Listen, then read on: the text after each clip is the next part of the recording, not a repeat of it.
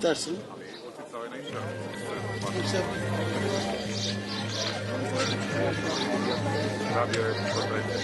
Usted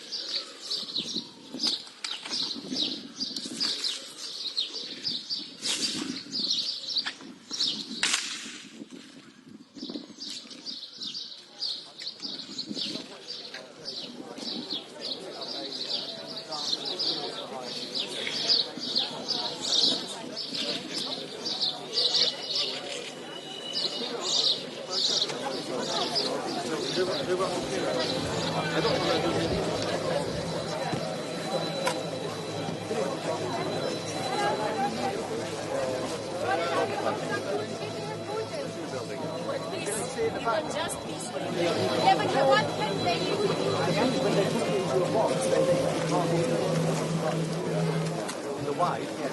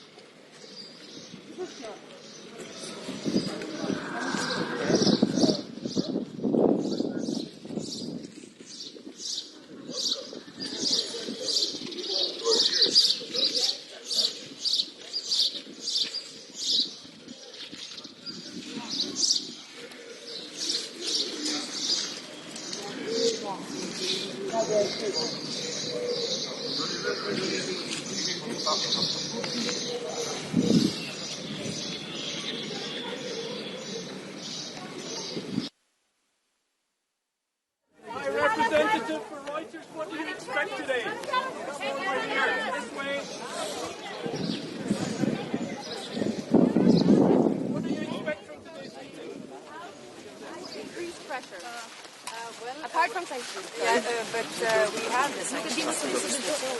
We have the 17th package now ready, and we are working on the next package. And of course, what would really have an impact is the sanctions on energy. And that's why we're also working on the roadmap to get rid of Russian energy that we proposed last week, and we are working on the legislative package also to do so, because to deprive them from the funds of funding this war is extremely important.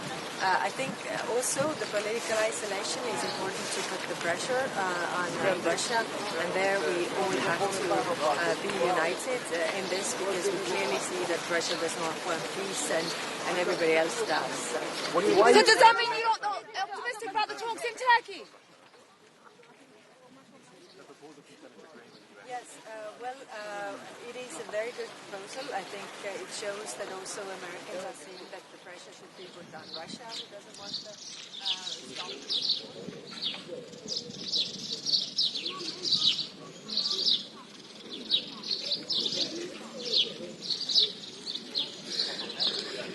This will go through the Senate. Of course, they have their other procedures there, but I think it's important as a message as well that the Americans are seeing that this is important to put the pressure on Russia, and we have the tools, and the Americans also have the tools to do that. But can we ask about the talks in Turkey? I was in Azerbaijan. I will meet the Prime Minister here, and I will also go to Armenia. So I think it's also important to take the tensions down in this region and then see what more can we do in this very difficult geopolitical environment. What do you expect from the talks in Turkey? When they're very close in reaching the agreement, and I think it's in everybody's interest that they sign this peace agreement, and we have one less conflict in the country. Mr. Kalas, what do you expect from Kosovo and Serbia in process dialogue in Do you have any special message for Kosovo and Serbia? Well, we just appointed, 3 months ago, we appointed the new special representative for the Belgrade-Pristina dialogue, and we expect a normalization of the relations. Of course,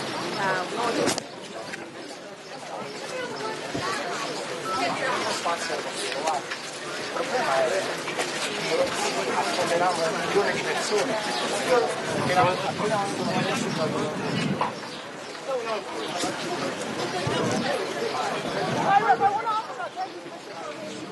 What do you make of it? Do you actually think it will yield some success? Are you optimistic, or do you think it's a fiasco that we didn't actually get the meeting of the leaders? I think everybody else was ready here for the meeting of the leaders.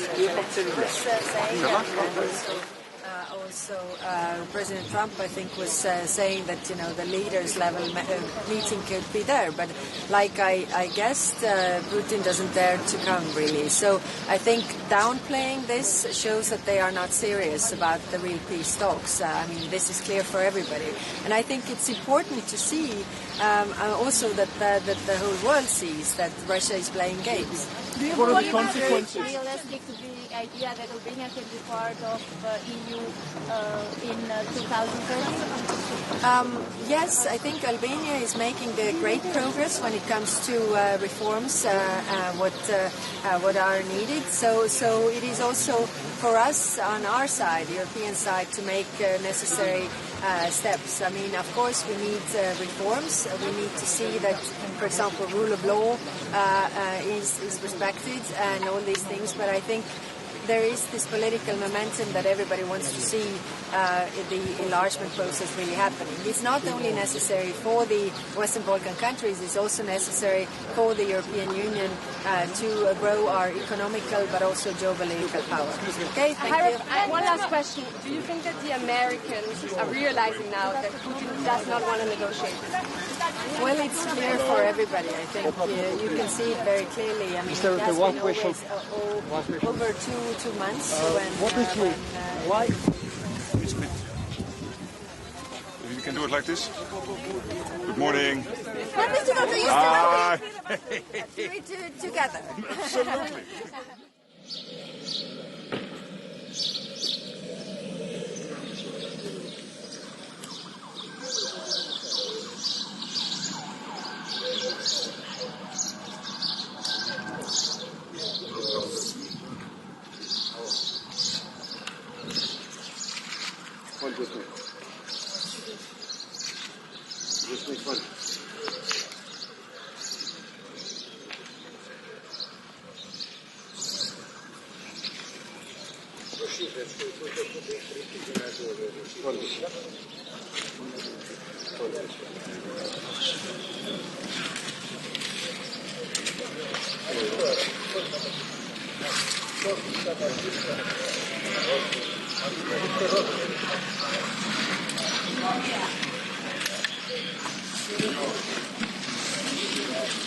Any part of Ukrainian territory. So that was a very good meeting. I'm really looking forward today to the meeting with the foreign ministers here in Tirana. One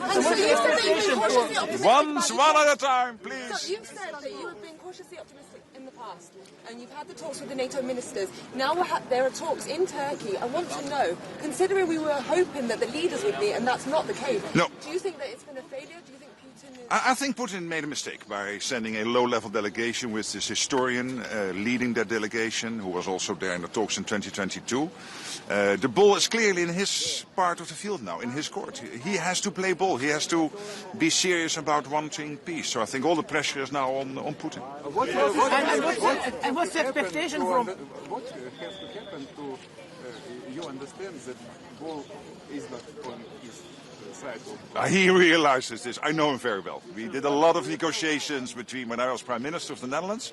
He knows extremely well that the ball is in his court, that he is in trouble, that he made a big mistake by sending this low-level delegation. And I think it is very good that the Ukrainians have come to the table. They have sent a delegation which is really willing to negotiate a ceasefire, etc. I'm so happy about the role the US is playing. It is really important. President Trump breaking the deadlock, clearly taking a lead on all of this, which is extremely useful and important.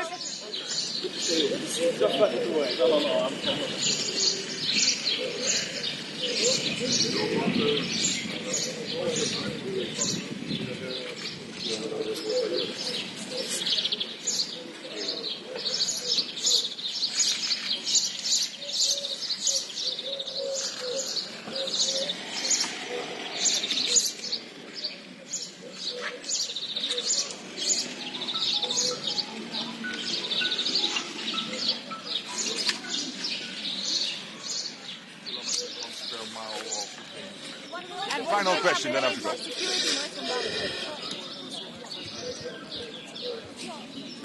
I can just repeat the question because I had a very successful.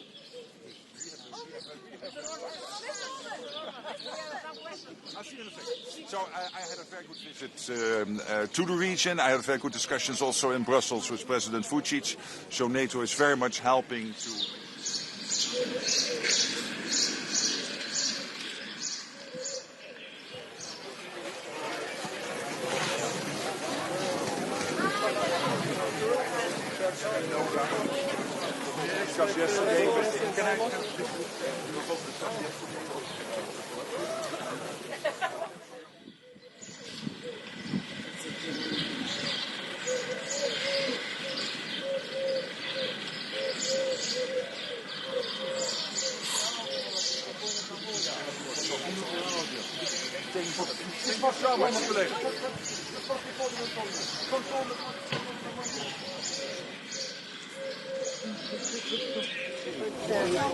Mr. Rutte, UK TV, very quickly, are you hopeful for some talks on Ukraine today? I think Russia made a big mistake sending this low-level delegation with this historian leading it, who was also.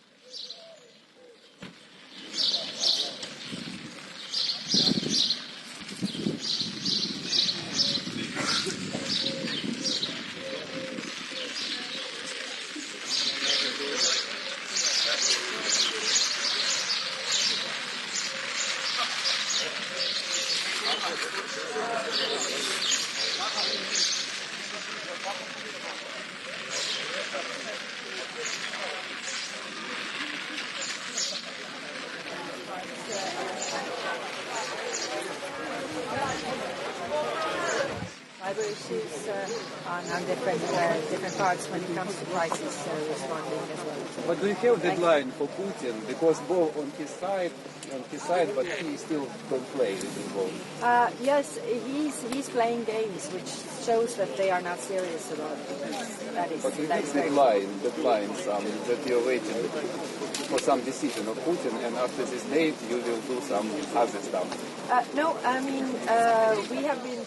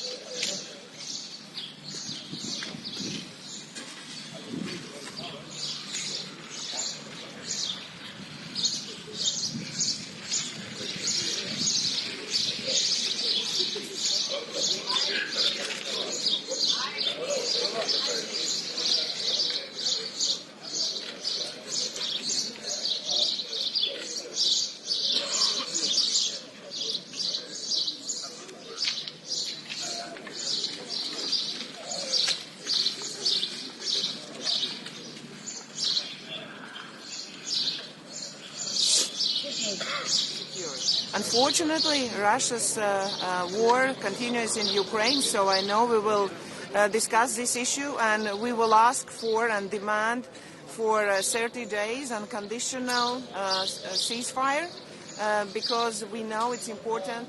Ukraine wants it. Unfortunately, only Russia doesn't want a peace in our region. Therefore, if it doesn't happen, we will have to agree on next and further sanctions. Only that can stop Russia. So because all countries in Europe want security for their people, for their societies. I know that today as well we will discuss issues of illegal migration and better economic cooperation, which is a very important matter as well to Latvia, I know as well to Albania, and therefore we will use this EPC summit as a good platform to meet all the European leaders and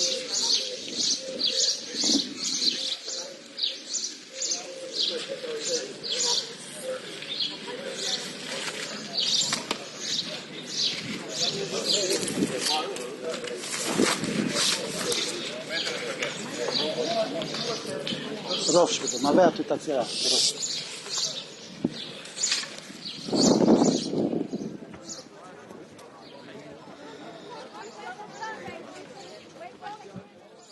From a leader of Europe's, one of the Europe's member state countries, it's very important for us to get 30 days unconditional ceasefire in Ukraine as well as in the European region. I believe it's important in Europe. Media. Quick question on Ukraine. So therefore we'll see, because only Putin doesn't want peace. Therefore we will follow up with next sanction list. And then, so what happens next if the ceasefire talks fail? What is going to be the next step from the European side? We have discussed that we will go with next sanctions, and I know that already 17 sanction package is agreed with a lot of shadow fleet inside it. I know that for UK as well it's very important that we can follow up with next sanction list.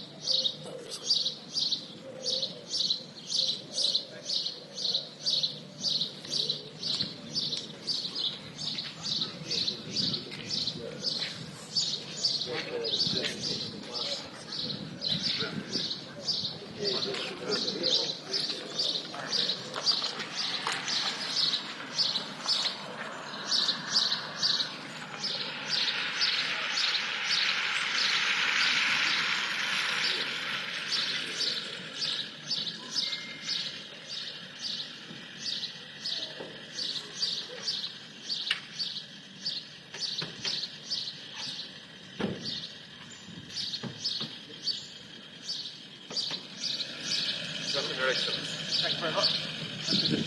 Just off and get up there. Don't blame me for this weather.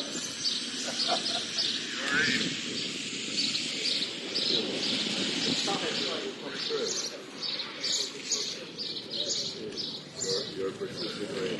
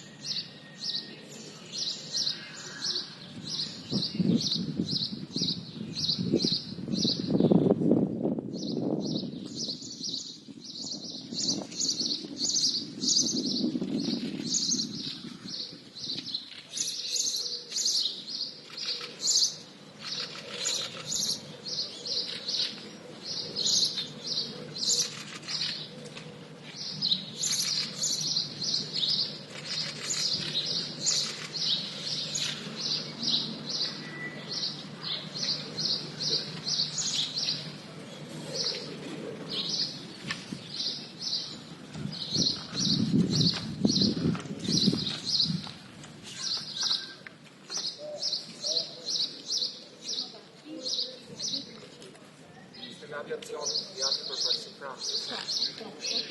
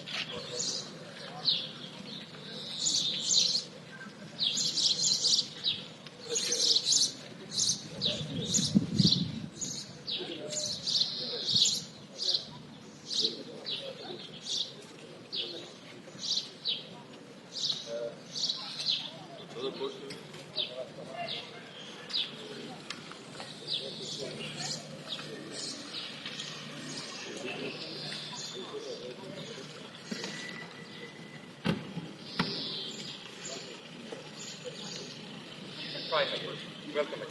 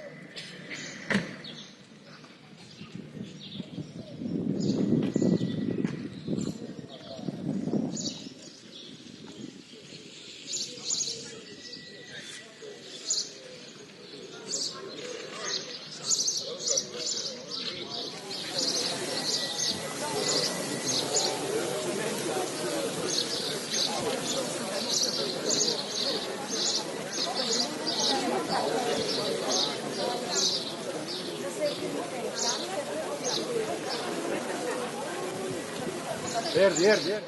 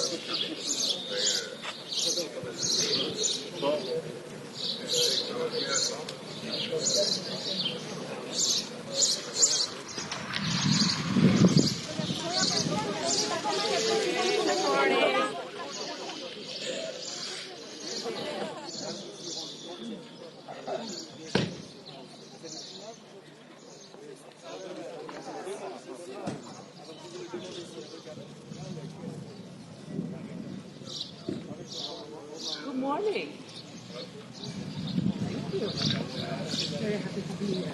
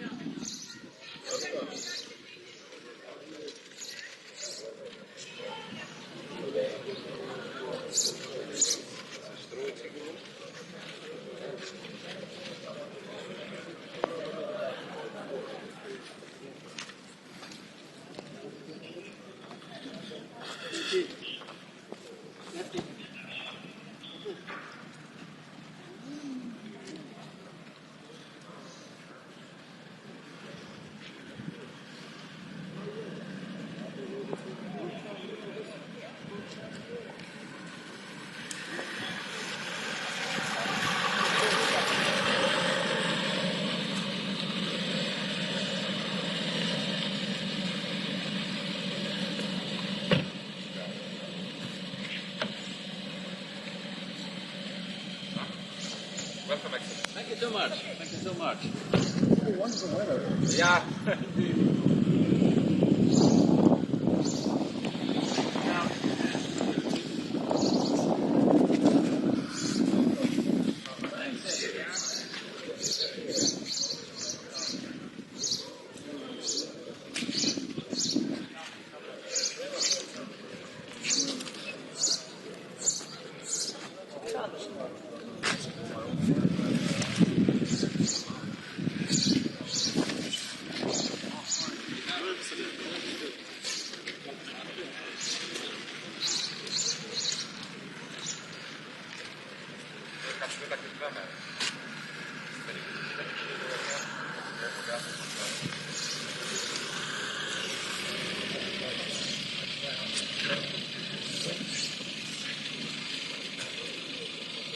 It's okay, we have the... Yeah.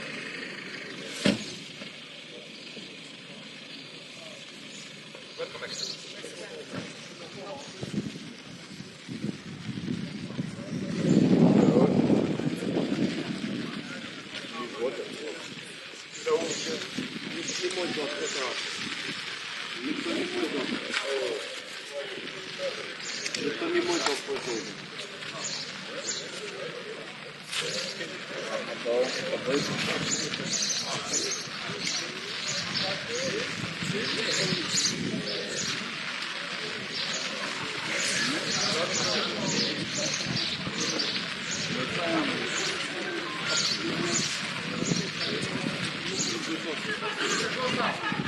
We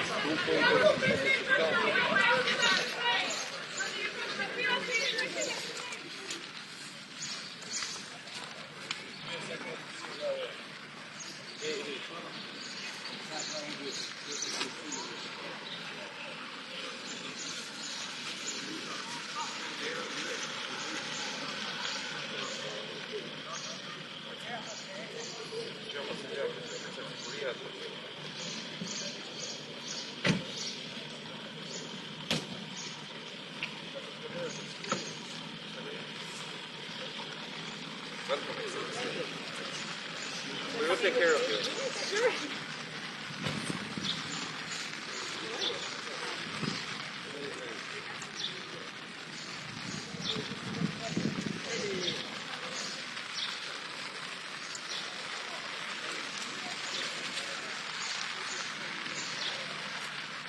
The British race continues.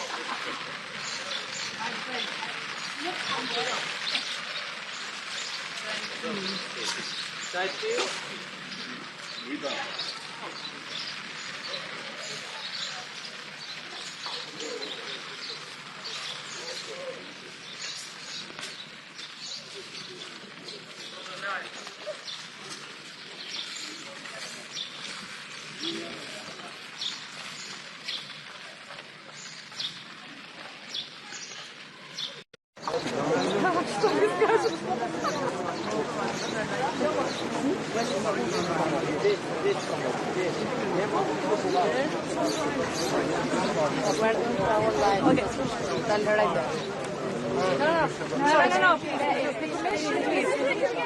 Okay.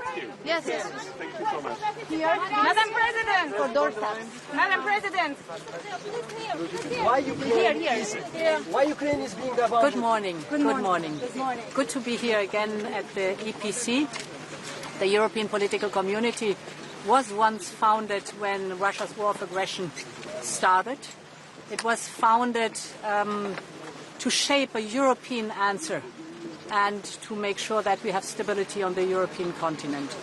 Now we are 3 years on, and we could witness all during the last days President Putin's true belief.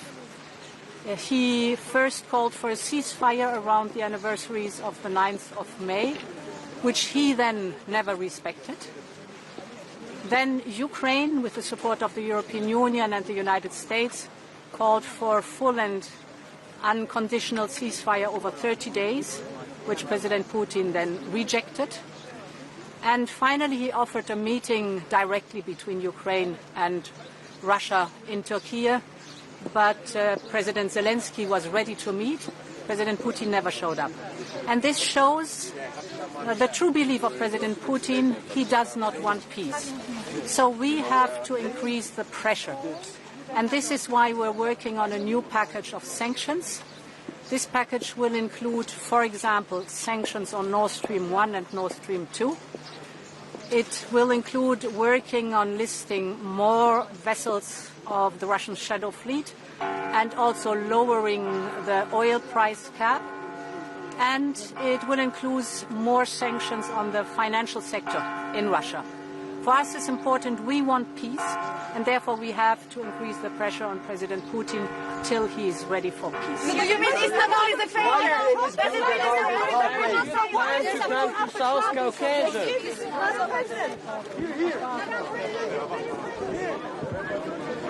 For a ceasefire during the anniversaries of the 9th of May, which he himself then never respected. Then Ukraine called for a ceasefire supported by the European Union and by the United States, but President Putin rejected it. And finally, President Putin offered a meeting directly between Ukraine and Russia in Turkey. President Zelensky was ready to meet, but President Putin never showed up. And this shows his true belief, so we will increase the pressure.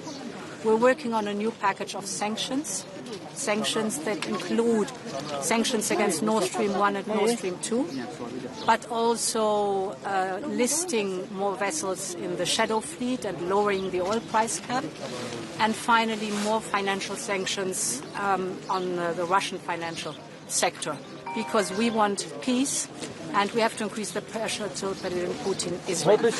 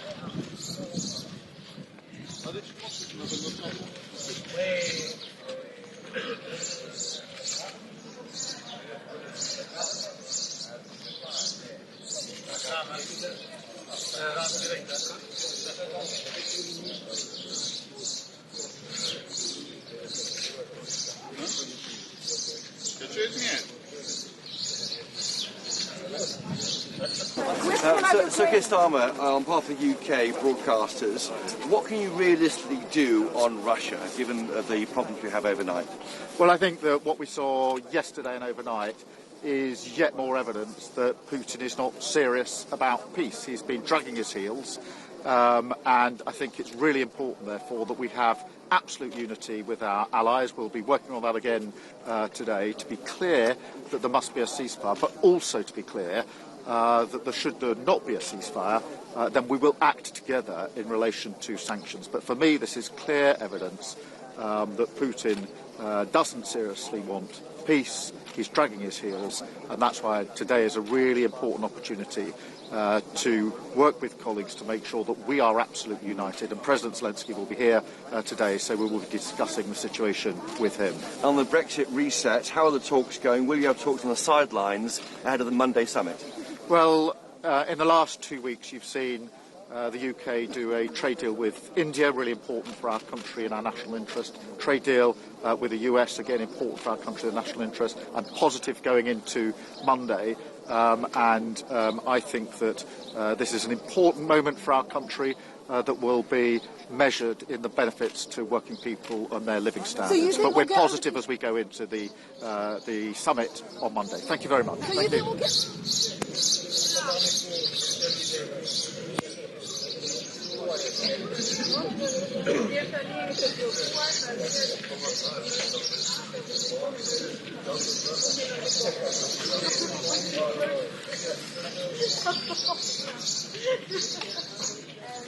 The Americans understood that Putin does not want to negotiate. Do you think the world understood that Putin doesn't want to negotiate? I guess it's obvious, not for the Americans, but for the Europe and for the world. Because when Mr. Putin sends the delegation of that low political level, it's obvious that he is not keen into going in any kind of negotiations. Do you have a message for Trump? Do you have a message for Trump to put pressure on Russia? Well, I guess and I hope that a new administration of United States will get into reality and finds out that Russia and Putin is not going in any kind of negotiation unless we match them in power on the front line. It's the first time that Chancellor Merz is here on the European parquet, so to say. What do you expect? I expect significant input, political and economical one from Germany, and as far as we see it, they are on the right path. Thank you, guys.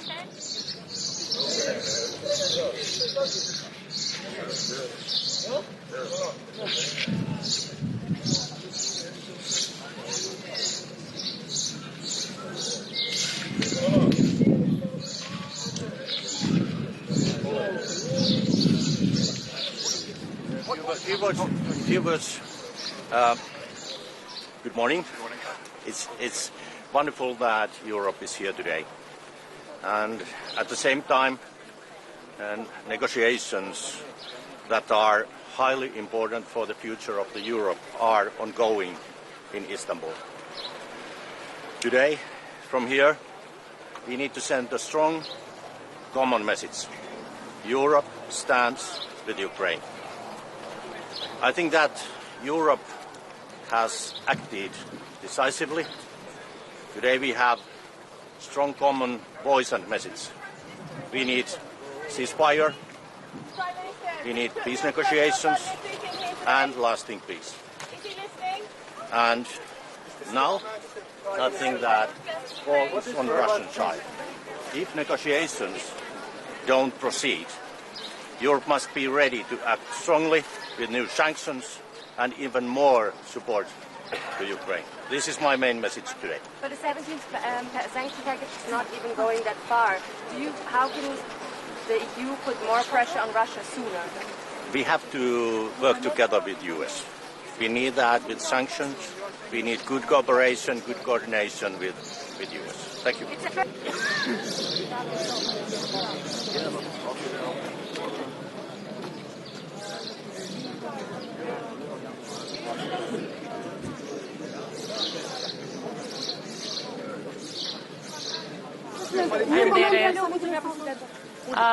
Mirëmëngjesi të gjithëve, ky siç e dini është samiti I 6 I Komunitetit Politik Evropian.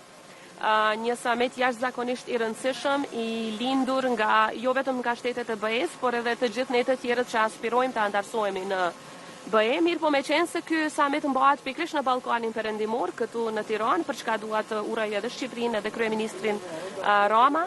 Është shumë e rëndësi që në fund të summitit të dalim edhe me një plan konkret se si do të ecim përpara shtetet tona drejt BE-s. Sa I përket Republikës së Kosovës, përkundër faktit që ne jemi 100% të linjëzuar me politikën e jashtme dhe atë të sigurisë së Bashkimit Evropian, fatkeqësisht ka një blokadë totale. Nga ana e BE-s nuk vlerësohen reformat tona, nuk vlerësohet puna jon, nuk vlerësohet fakti që ne jemi 100% në përputhje me politikat e tyre, edhe sa I përket sanksioneve ndaj Rusisë, edhe sa I përket politikave të tjera. Për fat të keq po jepet një mesazh shumë I keq për rajonin ton, se më shumë po hapet dera në raport me ata që po shkojnë në Moskë te Putini, sesa për ne që nuk shohim rrugë dhe alternativë tjetër për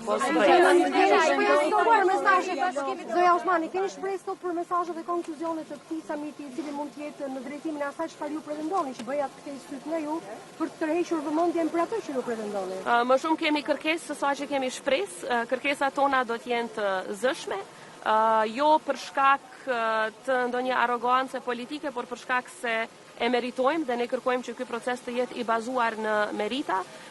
Ndërkaq sa I përket konkluzioneve, zakonisht samiti I EPC-s nuk është se ka konkluzione të forta politike apo veprime politike, megjithatë është një mundësi e mirë për ne që në një forum ku jemi të barabartë të bëjmë kërkesa.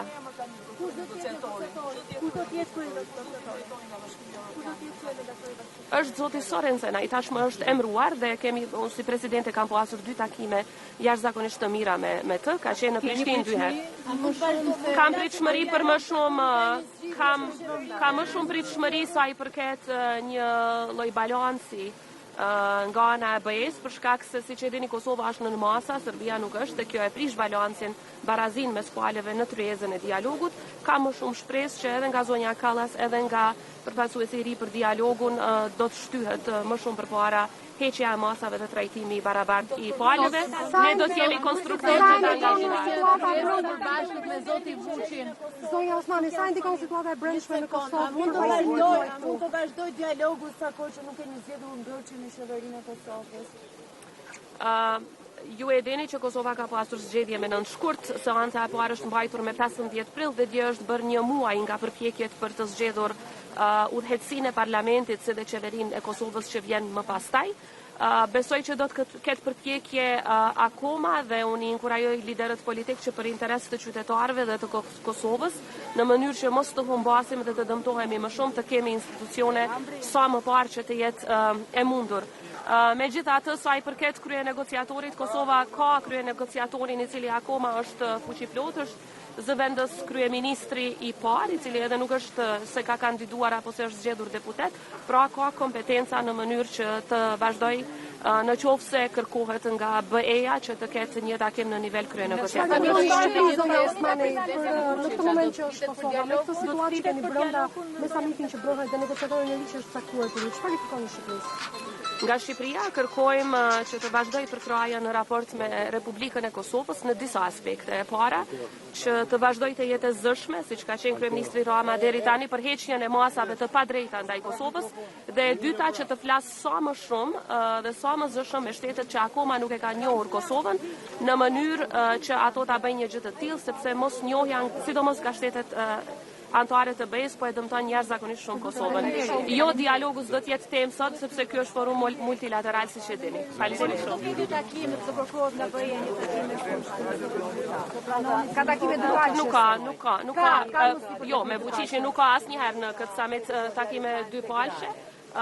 Takimet dypalshe ndërmjet Kosovës dhe Serbisë, por edhe me ndërmjetësimin e BE-s, siç e dini zhvilluan në Bruksel. Kështu që ky është një forum multilateral ku ne si Republikës së Kosovës synojmë më shumë të takohemi me liderët e tjerë, sidomos ata që duhet t'i bindim që të largojnë masat e padrejta ndaj Kosovës. Fakti që po bëhet për herë parë në Tiranë një samit I tillë dhe që ju jeni prezant tashmë edhe pse keni ngërç mes Serbisë dhe Kosovës.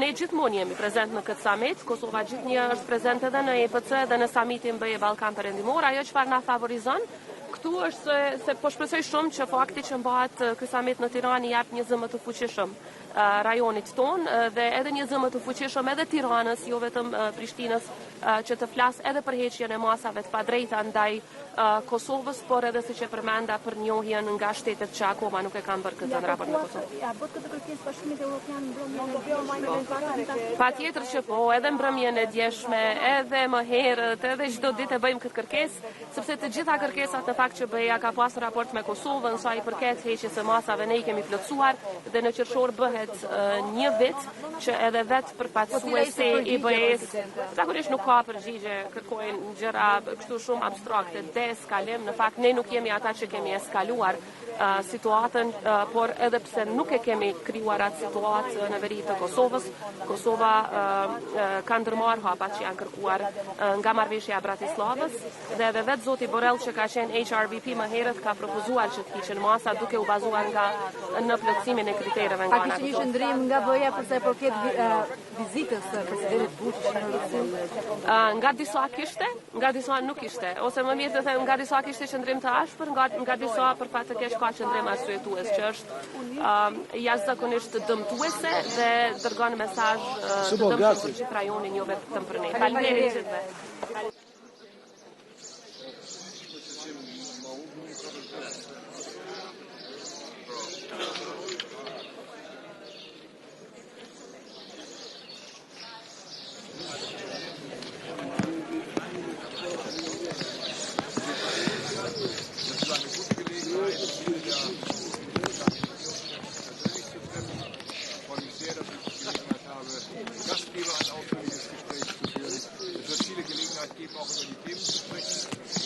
Beschäftigen. Natürlich, bedauerlicherweise, immer noch der Krieg in der Ukraine. Ich hoffe sehr auf eine europäische Lösungen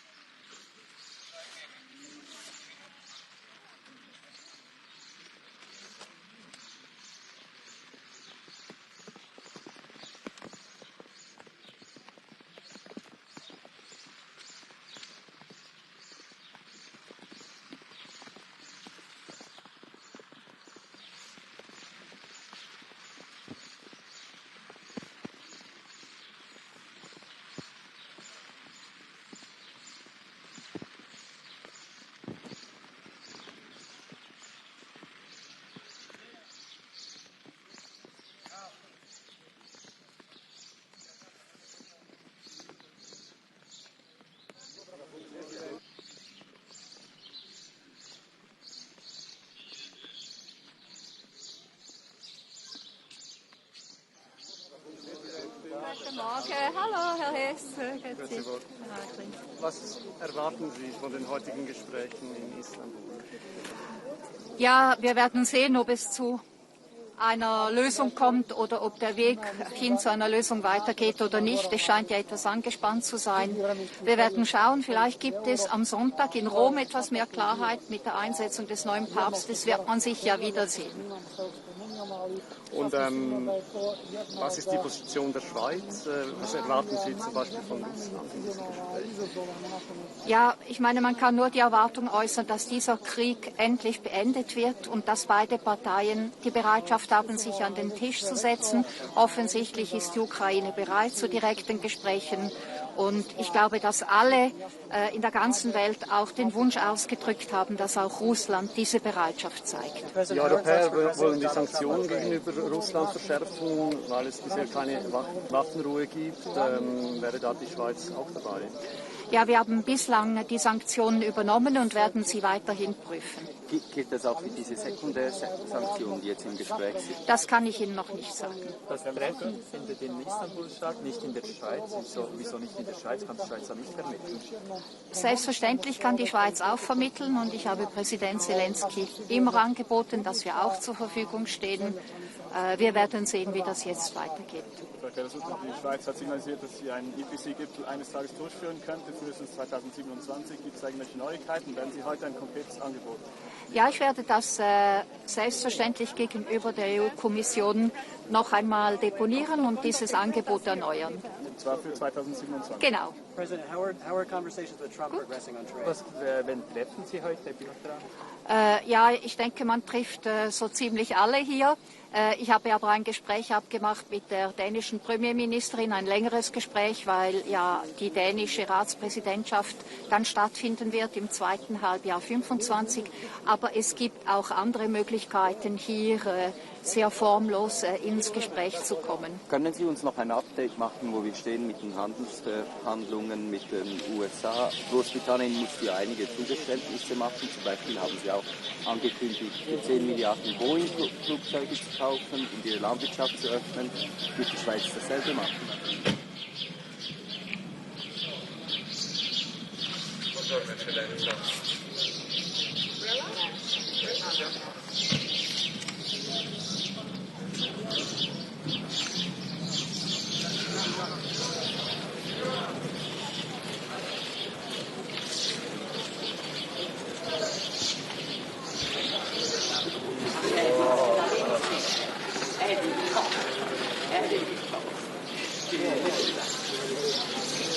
He only does it to be tall as me.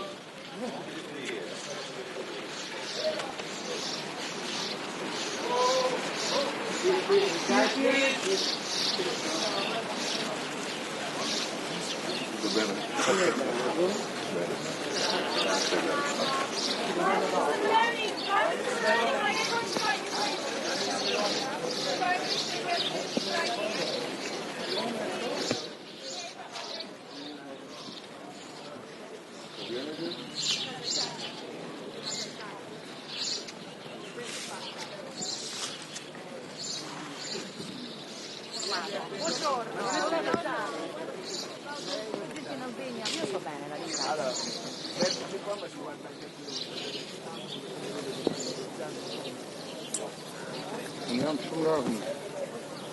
abbastanza bene in questo ultimo ore rispetto a una persona che sia effettivamente disponibile a fare dei passi importanti in favore della pace, che invece sia chiaramente meno disponibile.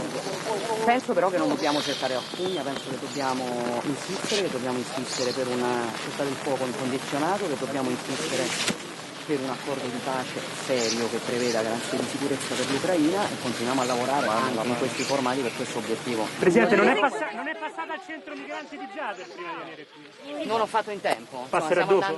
No, non faccio in tempo, ma insomma stiamo andando avanti, mi pare che il lavoro dimostri anche, diciamo, per la velocità di funzionamento soprattutto dei rimpatri, che insomma si dimostri che alla fine, come avevamo promesso, stiamo andando avanti. Si parla di...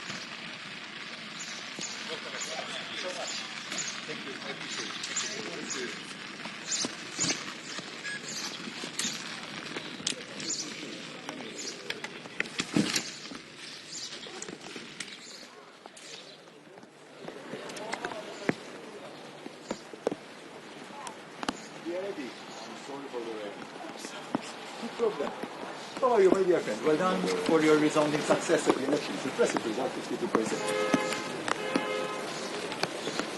It is amazing. 52.1. Only I get that result in Malta. Well done. Thank you.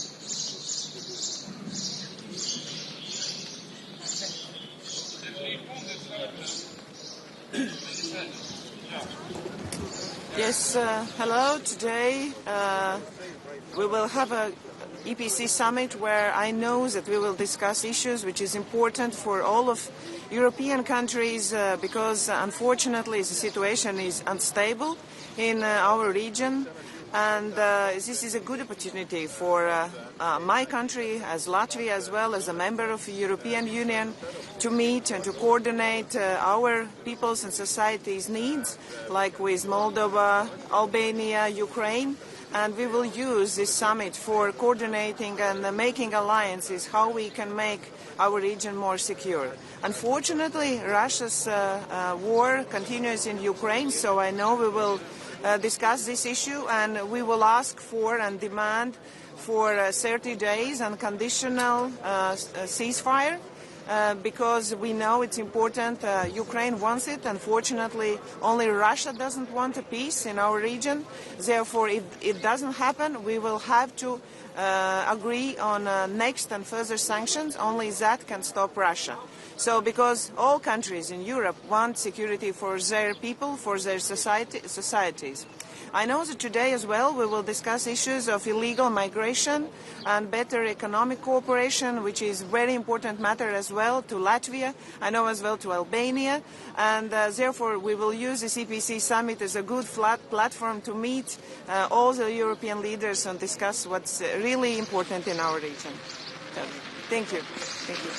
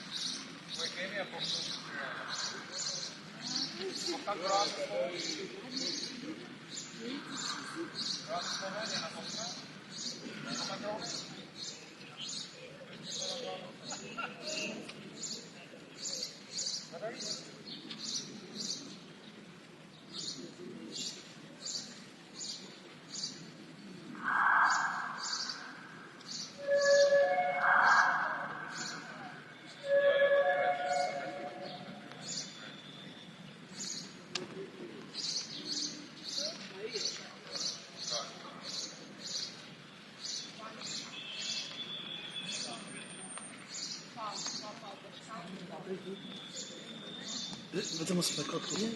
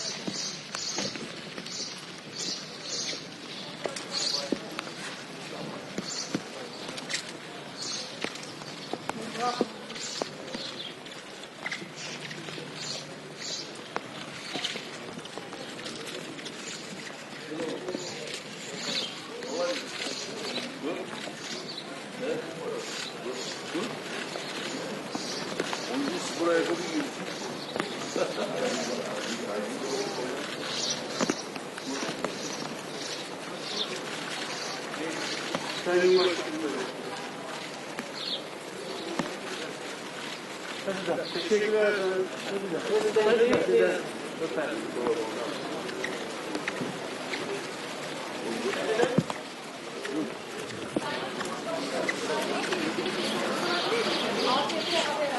Şimdi olmaz ya. Şimdi işimize bakalım. Çok işimiz var.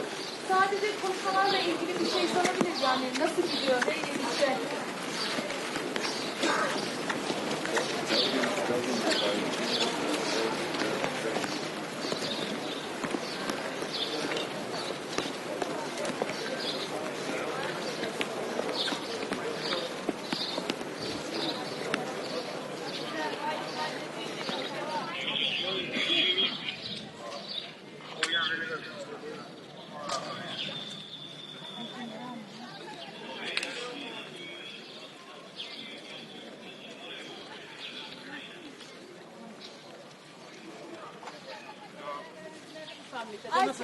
Beklentileriniz nedir bu? Çok şey bekliyoruz. Beraber kardeşimle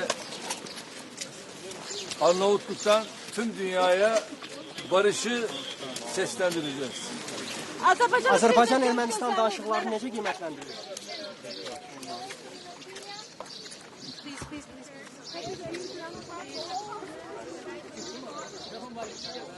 beraber medyanın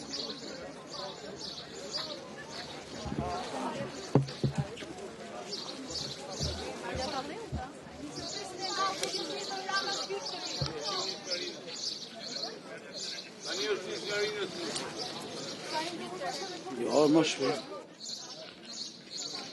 Ragazzi.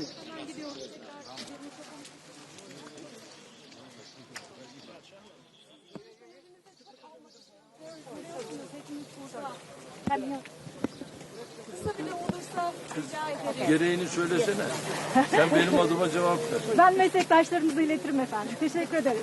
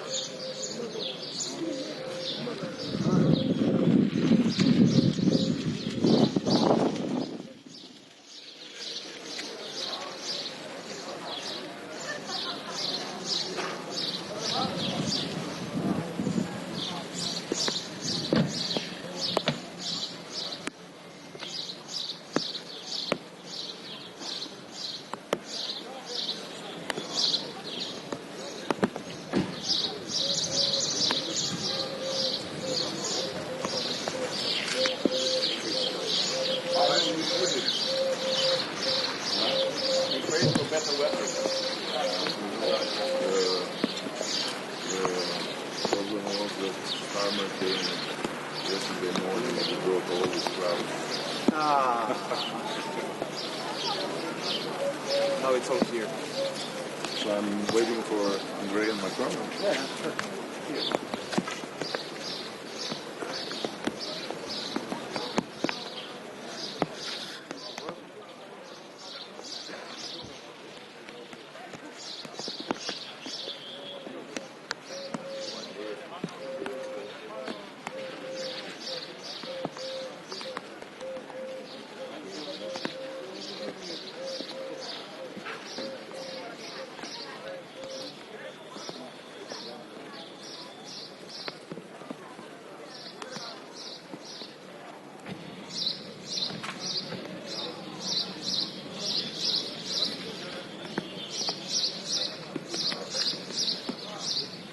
Welcome, Excellency.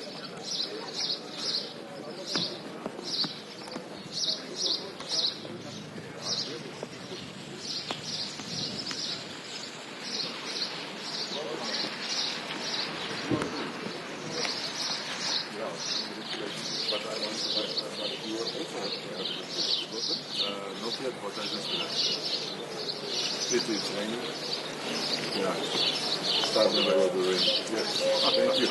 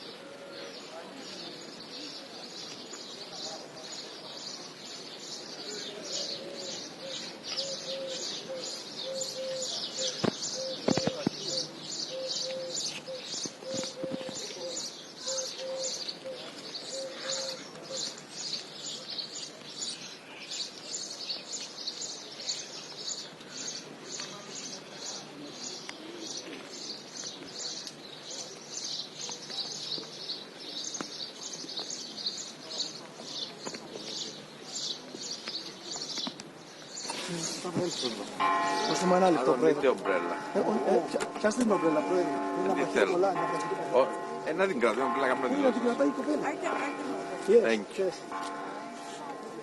Μια πολύ σημαντική σύνοδος που, να θυμίσω, ξεκίνησε πριν λίγα χρόνια με πρωτοβουλία του Γάλλου Προέδρου, ακριβώς για να φέρει μαζί τα κράτη-μέλη της Ευρωπαϊκής Ένωσης και τα άλλα ευρωπαϊκά κράτη, λίστα των οποίων θέλουν να γίνουν κράτη-μέλη της Ευρωπαϊκής Ένωσης, για να έχουμε ένα ανοιχτό διάλογο. Οι προκλήσεις είναι κοινές, οι ευκαιρίες είναι κοινές και αυτό το φόρουμ προσφέρεται για ένα ανοιχτό και ειλικρινή διάλογο. Και είναι μέσα σε αυτό το πλαίσιο που μπαίνει και το Κυπριακό, ένα ευρωπαϊκό ζήτημα. Γνωρίζετε ότι η Τουρκία συμμετέχει σε αυτές τις συναντήσεις και μέσα σε αυτό το πλαίσιο είναι και ο διορισμός, η απόφαση της Προέδρου της Ευρωπαϊκής Επιτροπής να διορίσει τον κύριο Χαν, μια πολιτική προσωπικότητα, να υπενθυμίσω 3 φορές επίτροπος, υπουργός στην Αυστρία, άλλες πολιτικές θέσεις στη χώρα του, έτσι ώστε από τη μια αποδεικνύοντας την πράξη το ενδιαφέρον της Ευρωπαϊκής Ένωσης για ένα δικό της, επαναλαμβάνω,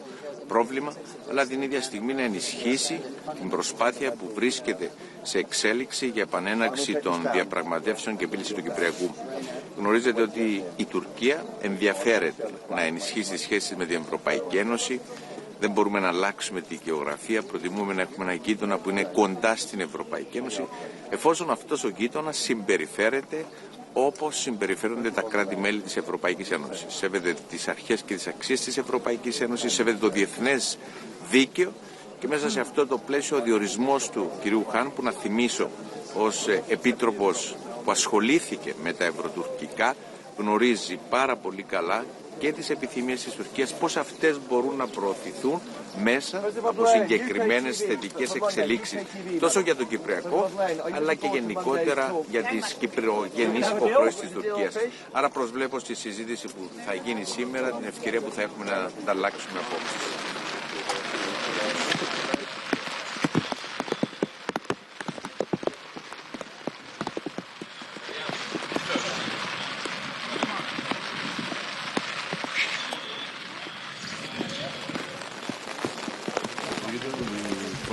Russia's aggression on Ukraine.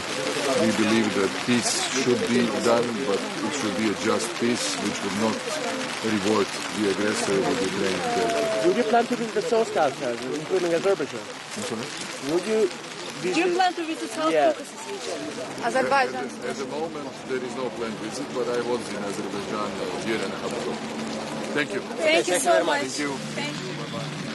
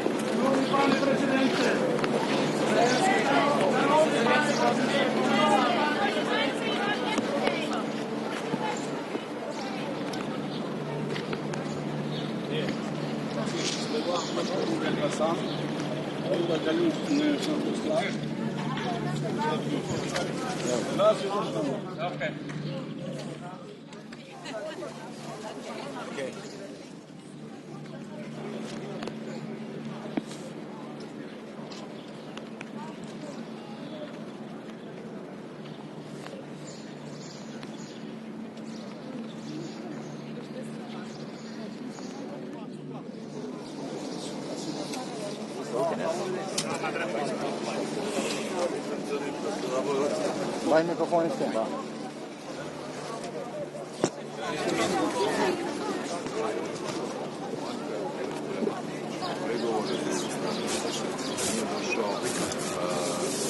Mene to osobno nije iznenadilo, međutim svaki korak koji vodi ka prestanku ratnih operacija, time i novih žrtava je pozitivan, ali konačno rješenje ne bi smjelo biti tako da nagradi Rusiju sa ukrajinskim teritorijem. To je loš presedan, kršenje međunarodnog prava, to znači da jači kvači, a to je smrt međunarodnog prava, budemo otvoreni. Hoće biti razgovora o sankcijama, portali pišu da bi se danas ovdje moglo razgovarati i o carinama na ruski izvoz. Pa vidjet ćemo danas. Ima puno plenarnih situacija i nekoliko ovih panela. Ja vodim jedan od panela sa kosovskom predsjednicom Osmani, ali ovo nije sastanak koji donosi odluke. Ovo je konzultacijski format, tako da sve što se tiče sankcija mora ići nazad u briselske formate. Da li će doći do dogovora oko tarifa između Europske unije i Amerike? Pa evo, ja sam prošli tjedan bio u Washingtonu, razgovarao sam sa ključnim članom kabineta predsjednika Trumpa, dakle američkim trgovinskim predstavnikom Grierom na tu temu. Koncepcija Sjedinjenih Američkih Država je ta da žele manje više uravnoteženu trgovinsku razmjenu, dakle koliko negdje izvoze, toliko da uvoze. Mislim da su određeni propisi ne tu toliko carine, nego druge.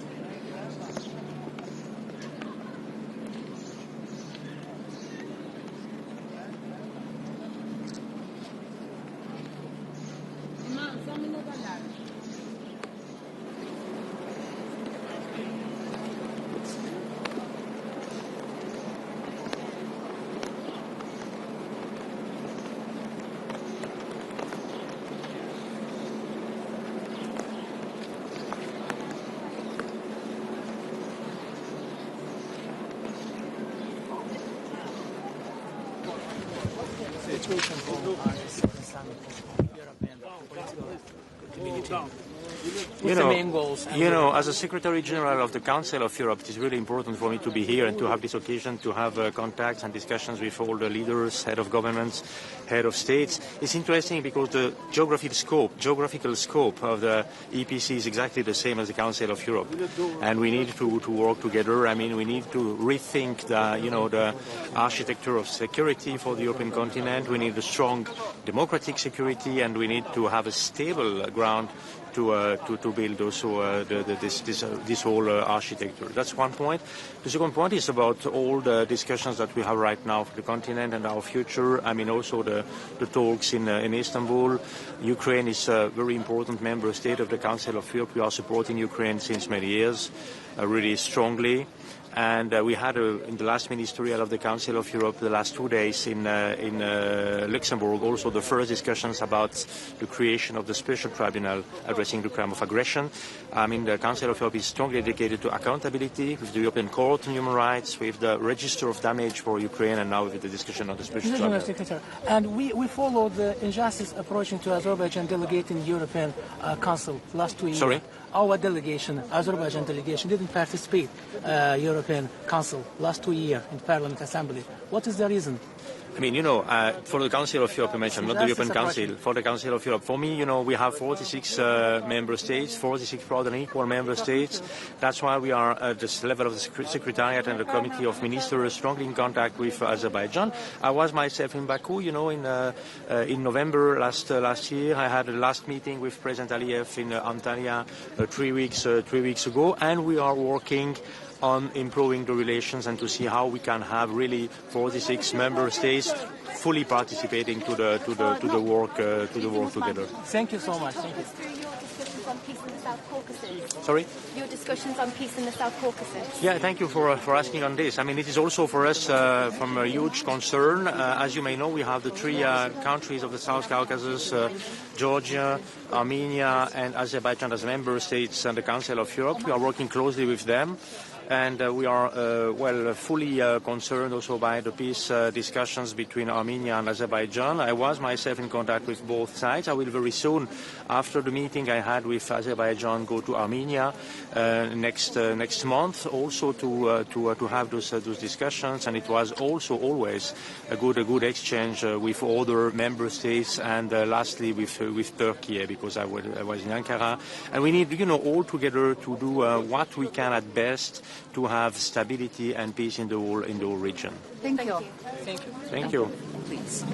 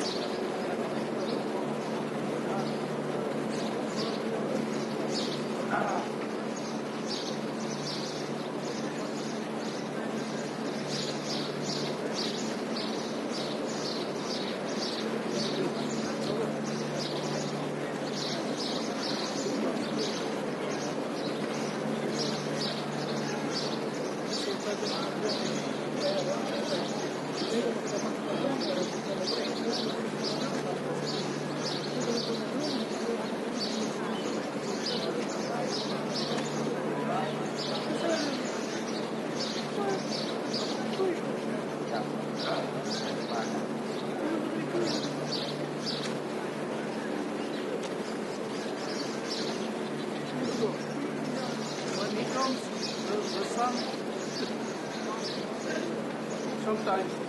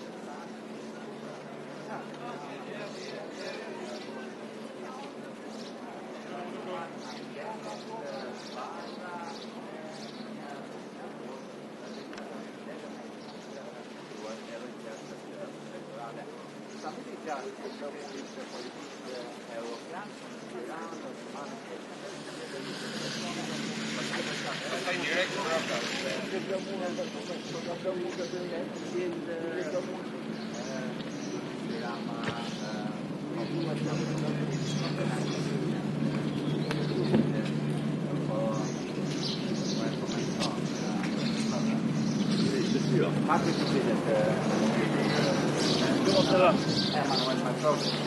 Je vois soleil. Tu vas bien? Bravo.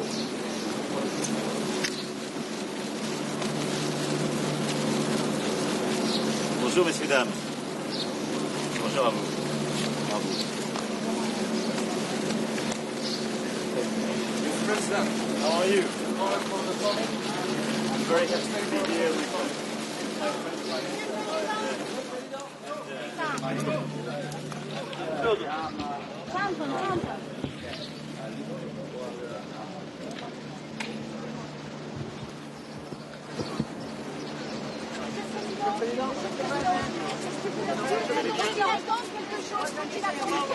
Je vous parle, je ferai une conférence de presse tout à l'heure. Merci beaucoup. Merci. Ça va? How are you? What's your message to Vladimir Putin? On Monday, big day on Monday. Any Yeah. message? Any deal for Kisama? Bonjour. Vous allez bien?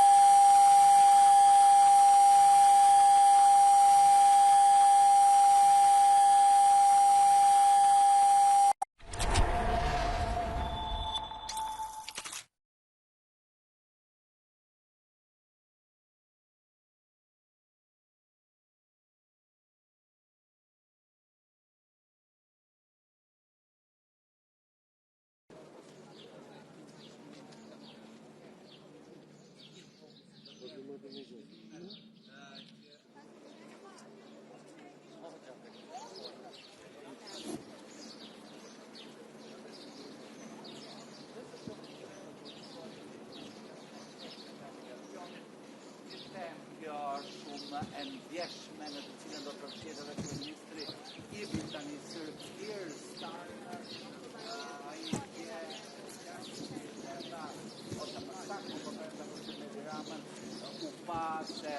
Rama nuk është i dashëm të bëjë një kamp të dytë për Britaninë që bëjnë me Gjorgja Meloni dhe kjo sot është e para.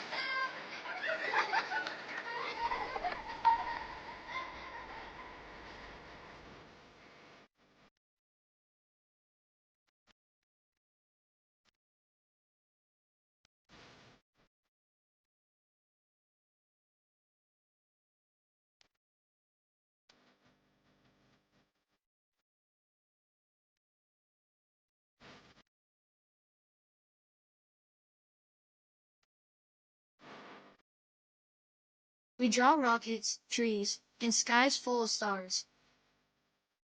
We draw homes with no fences, people holding hands, and sometimes a little blue flag with golden stars. In our drawings, the future is bright, and Europe is not just a place. It's a feeling. A feeling that we can be heard, that we can belong, that we can build it together.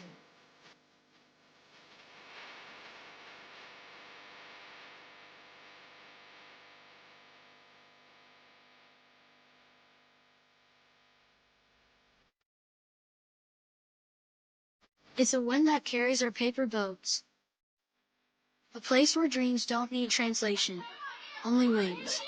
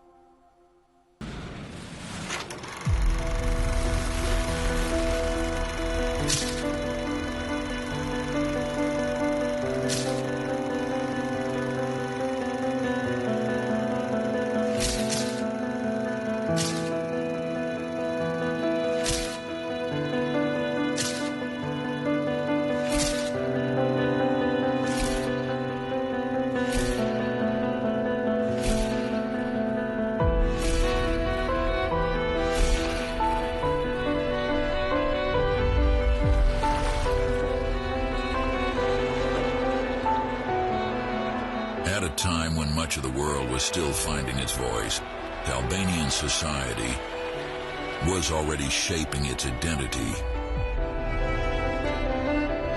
With schools, traditions, and a deep sense of pride.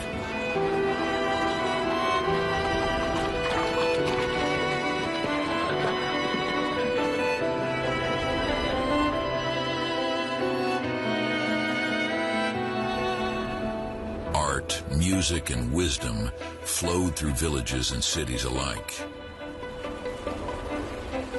This was not a forgotten land, but a vibrant culture ahead of its time.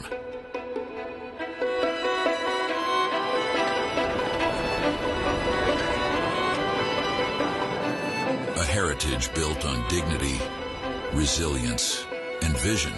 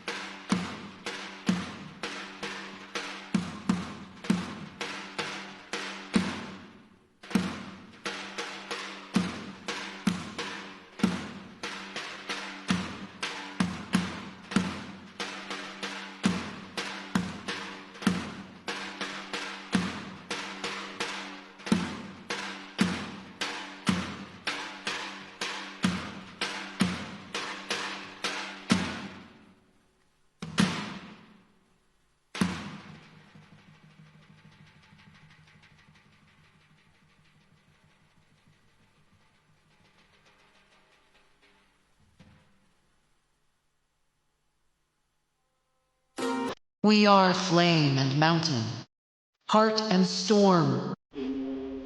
We love, we rise, and now we run toward the dawn of Europe.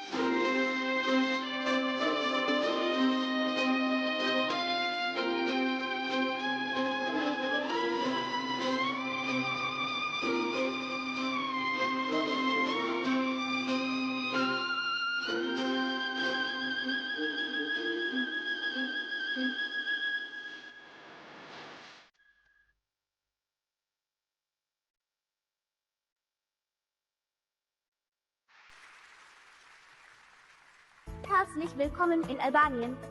Bienvenue en Albanie. Dobrodošli u Albaniju. Benvenuti in Albania. Bem-vindo à Albânia. Carlos interest in Albania. Bienvenue en Albanie. Welkom in Albania. Albania'ya hoş gelmişsiniz. Bienvenue en Albanie. Welcome to Albania. Velkommen in Albanien. Witajmy w Albanii. Velkommen til Albanien. Welkom in Albanië. Bine v-am venit în Albania. Перейдем в Albania se. Witajte w Albanii. Dobre došli v Albania. Velkommen til Albania. Herzlich willkommen in Albanien. Perejdujem v Albania se. Witajcie w Albansku. Merhaba v Albania. Dobrodošli u Albaniji. Perejdujem v Albania se. E cili ostkweni mu brzane v Albanici. Velkommen til Albanien. Dobrodojdete v Albania. Mirë se vini në Shqipëri. Welcome to Albania.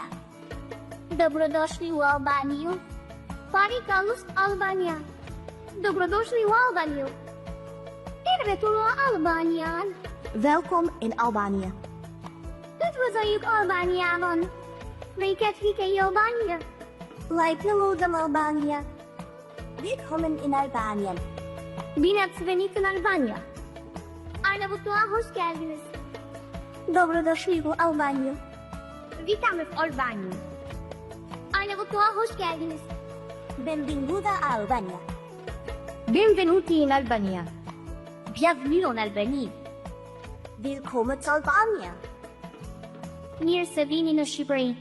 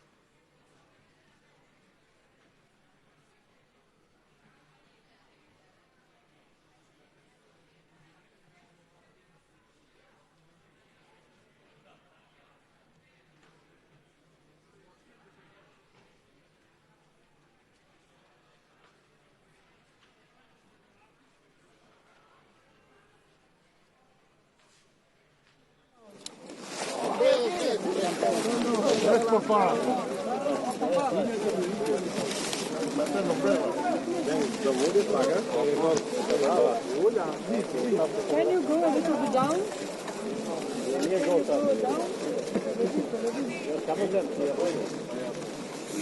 Simon, you have to move.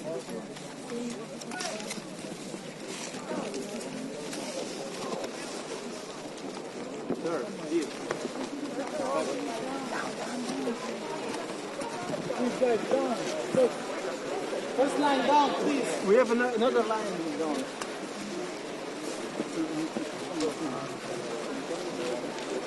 Good.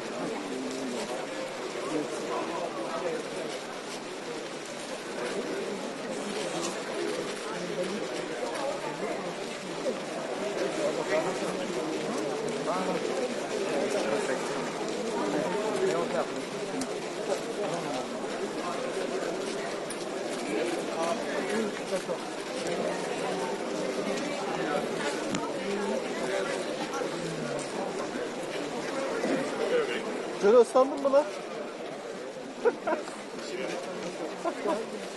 Geliyor.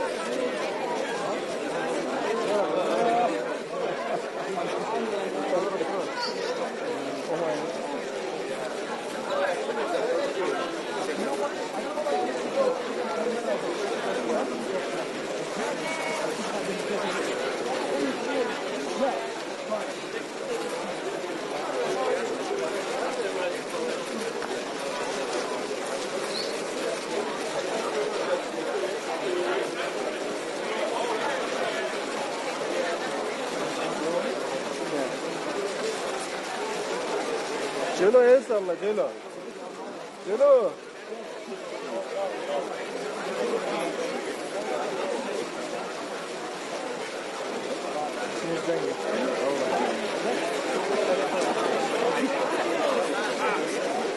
Celo. El salla. Okay. Okay, check. Celo. Check. Allah Allah.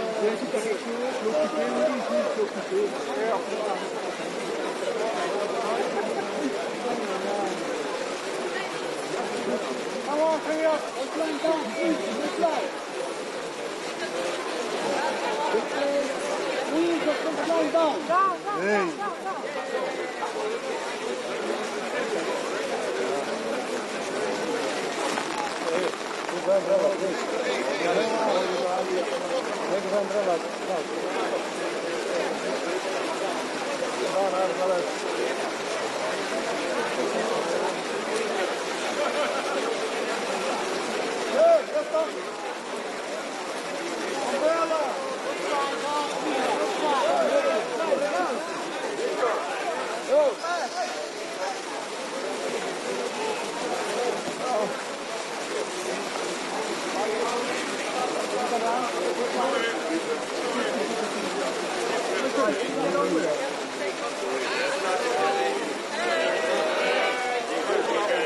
Okay.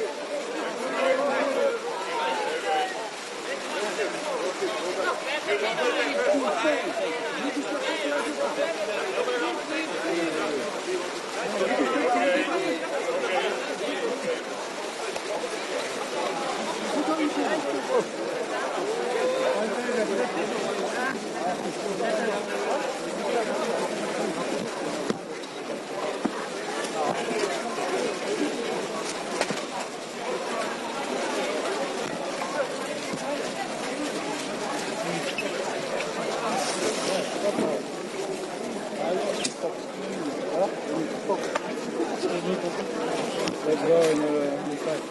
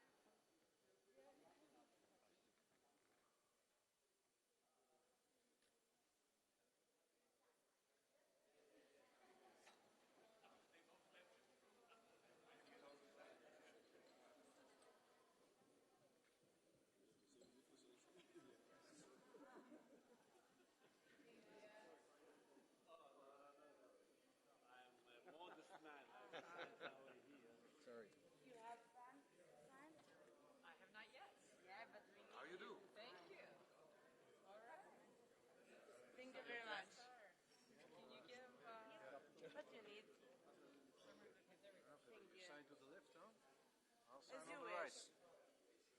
The right side is the right side, huh? My color is blue, so... Okay. Thank you. Thank you. Over there. We're going here? Yes, you're showing me the shows. Thank you very much. There you go. Thank you.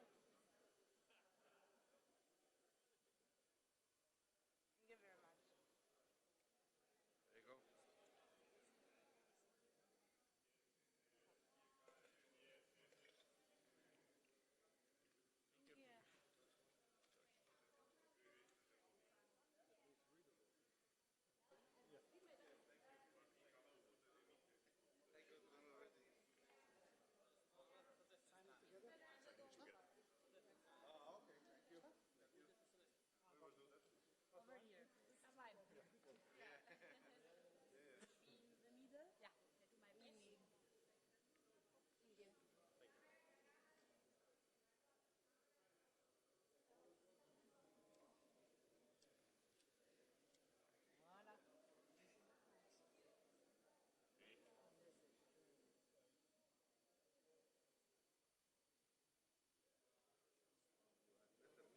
Yeah. To my best. Thank you. Voilà. Thank you. And we will fight for the life. A little bit disorganized. Yes.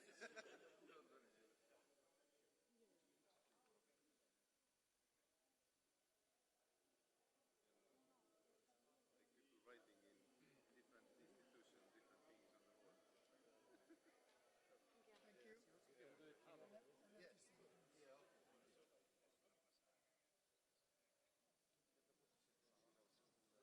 Yes.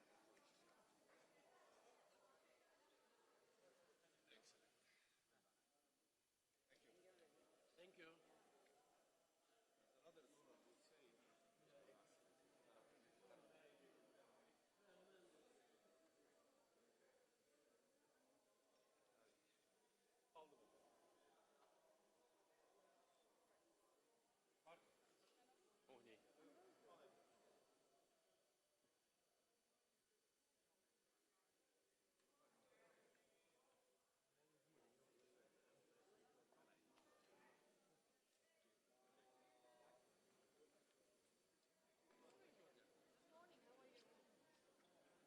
Yeah, it's not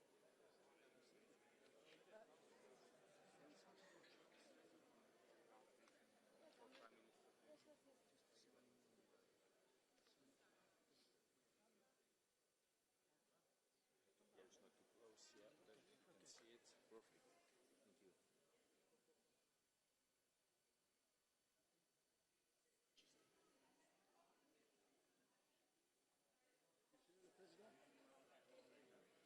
Bonjour, ça va? Merci madame, thank you. Thank you. Okay? Thank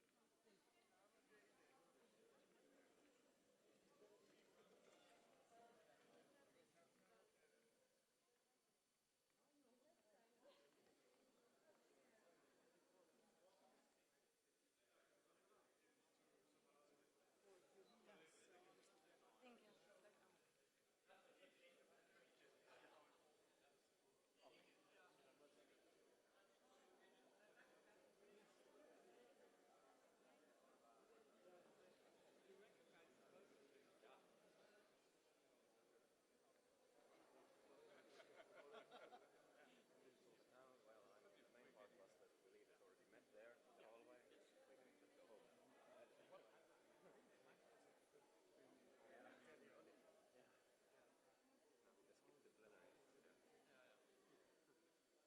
Thank you. The main part was that we already met there in the hallway. We can go home. Yeah. We just skipped the plenary. Really? Tash ju nuk një gjoni apo si është puna? Marrë ato të tuaj pra. Merri pra të gjithë centru projekt.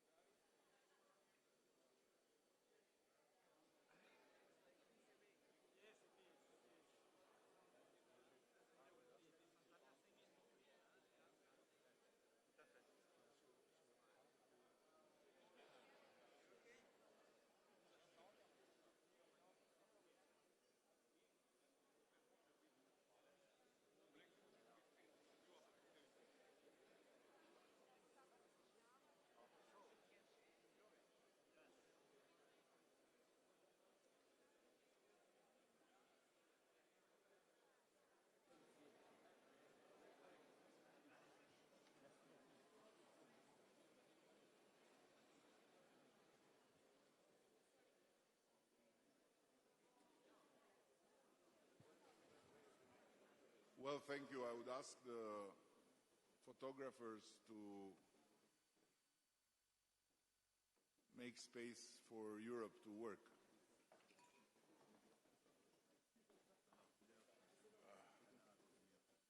Extra large EU. Europe.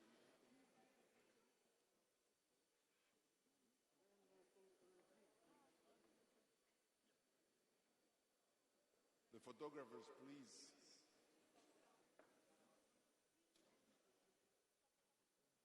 Europe has to work.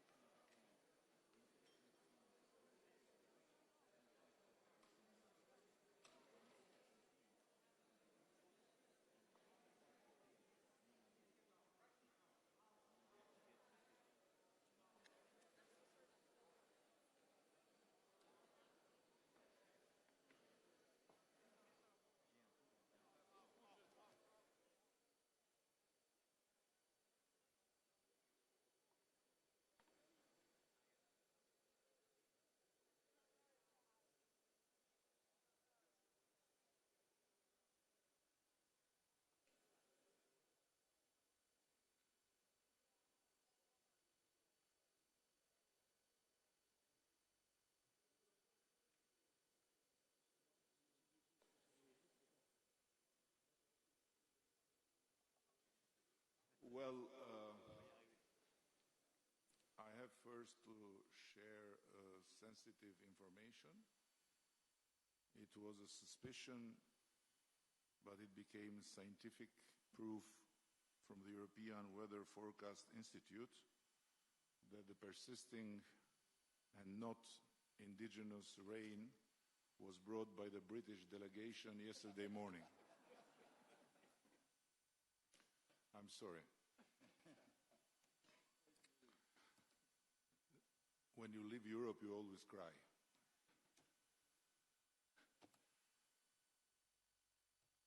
Every time I head towards an EPC summit, I'm haunted by a 16th century painting hanging in the British National Gallery. The Rape of Europa by the Grand Master of Italian Renaissance, Paolo Veronese. In it, the Princess Europa, young and radiant, stares skyward as she mounts a white bull. The bull is, of course, Zeus in disguise, the king of the gods, who will carry her away to a land from which she will never return. There is something hauntingly familiar in this myth, a resonance that feels all the more acute in the times we live in. Maybe it's because more than being a character or a fixed identity, more than the labels of West or East, liberal or conservative, nationalist or socialist, Europe is a journey. And suddenly that journey has become much harder. Highly distinguished guests and very dear friends, trust me, I struggled to find the right words to express my delight in hosting this European Political Community Summit here in Albania. It is truly an immense honor for all my country, for all the Albanian people, to welcome you all to this country and to this purposefully constructed house for the European political community in Tirana, where you are not surrounded by the nightmare of Europa in Renaissance paintings, nor by the emptiness of a temporary gathering space. You are surrounded by Albanians' children's imagination of Europe. This was an obvious choice for us because children's dreams are never held hostage by the myths of the past. They are instead about imagining the future. Very similar, by the way, to the dream of Europe's founding fathers. And you have landed at a particularly poignant moment in this country, where we have learned to view the past through the eyes of the future and no longer to look at the future through the eyes of the past.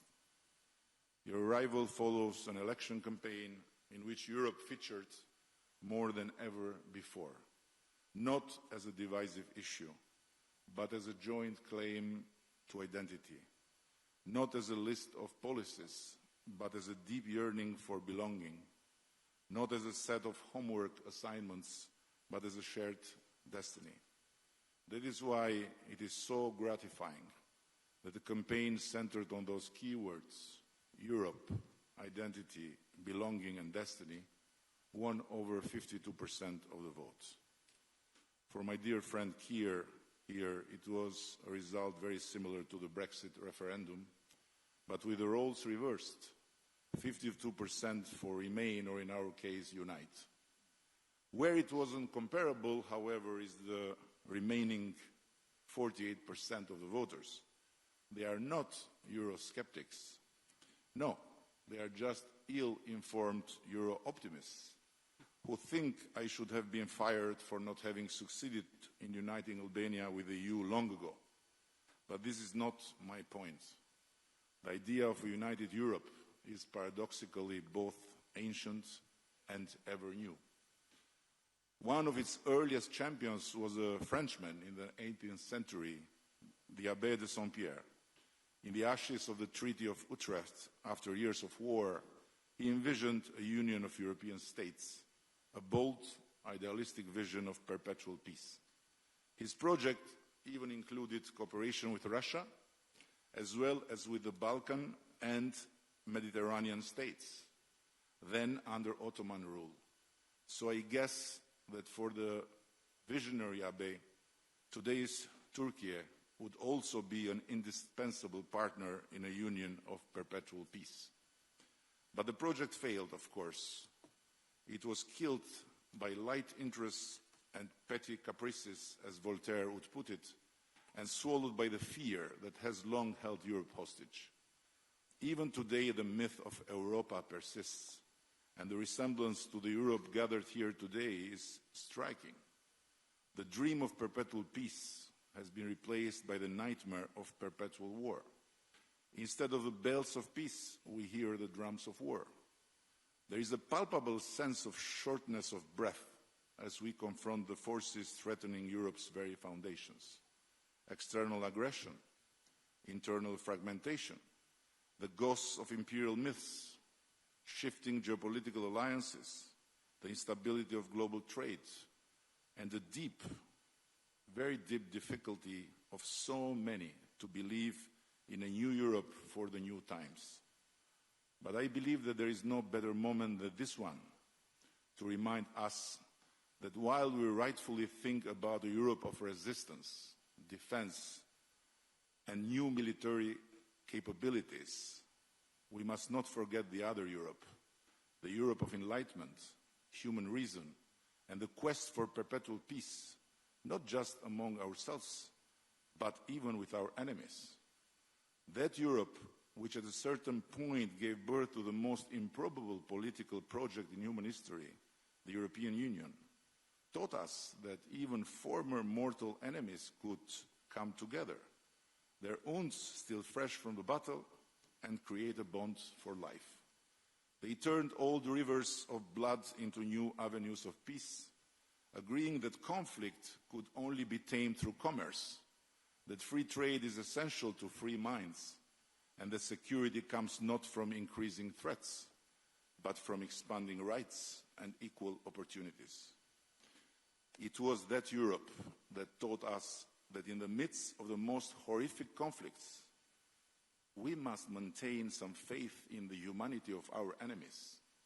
Otherwise, as Immanuel Kant reminds us, when hostilities degenerate into a war of extermination, all justice is destroyed, and perpetual peace becomes the burial ground of humankind. The enemies of peace should not drag us into the glorification of weapons. Here in the Balkans, we have survived war, bombs, territorial conflicts, destruction and disruption. It happened in our lifetimes, not in some distant black and white documentary archive. And we have learned that peace has no competitors. Perhaps that is why hope in that other Europe is greatest here. The most Euro-optimistic among all of us gathered today in this house live not in Paris or in Berlin, but in Tirana and Podgorica, where belief in the European ideal runs deep. We have survived economic collapse. We have survived migration and displacement. We have survived fake news even before the term was coined. And we have learned that cooperation has no losers. Perhaps that's why we believe that Europe remains the most fertile ground to turn the darker currents of history into shining paths of the future. Europe for us is as much a shared spiritual space as it is a mosaic of many different regions, languages, and religions. Perhaps that's why we feel the need, not just for new policies, but for a new kind of politics, one that redefines not only who we are, but how we are together among us and with the world. One that sees Europe not as a fortress to defend, nor as a museum to preserve, but as a shared soul to be protected, a shared destiny to be lived, and a shared future to be built. To do that, we must not only invest in defense and resilience, but in the hearts and minds that will carry forward Europe's soul, Europe's destiny, and Europe's future.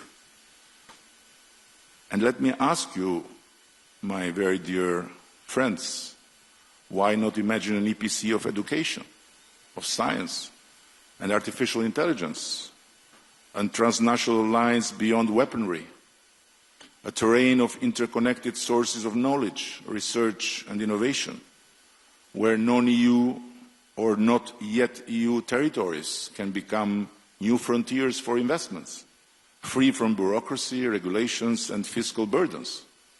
A revival of what followed the fall of the Berlin Wall, when Western Europe discovered its eastern half, and the investments flowed eastward, drawing the newcomers into the embrace of a free Europe and ushering the last sustained era of growth, of real growth in the old Europe, where high dividends returned from the investments in the new frontier.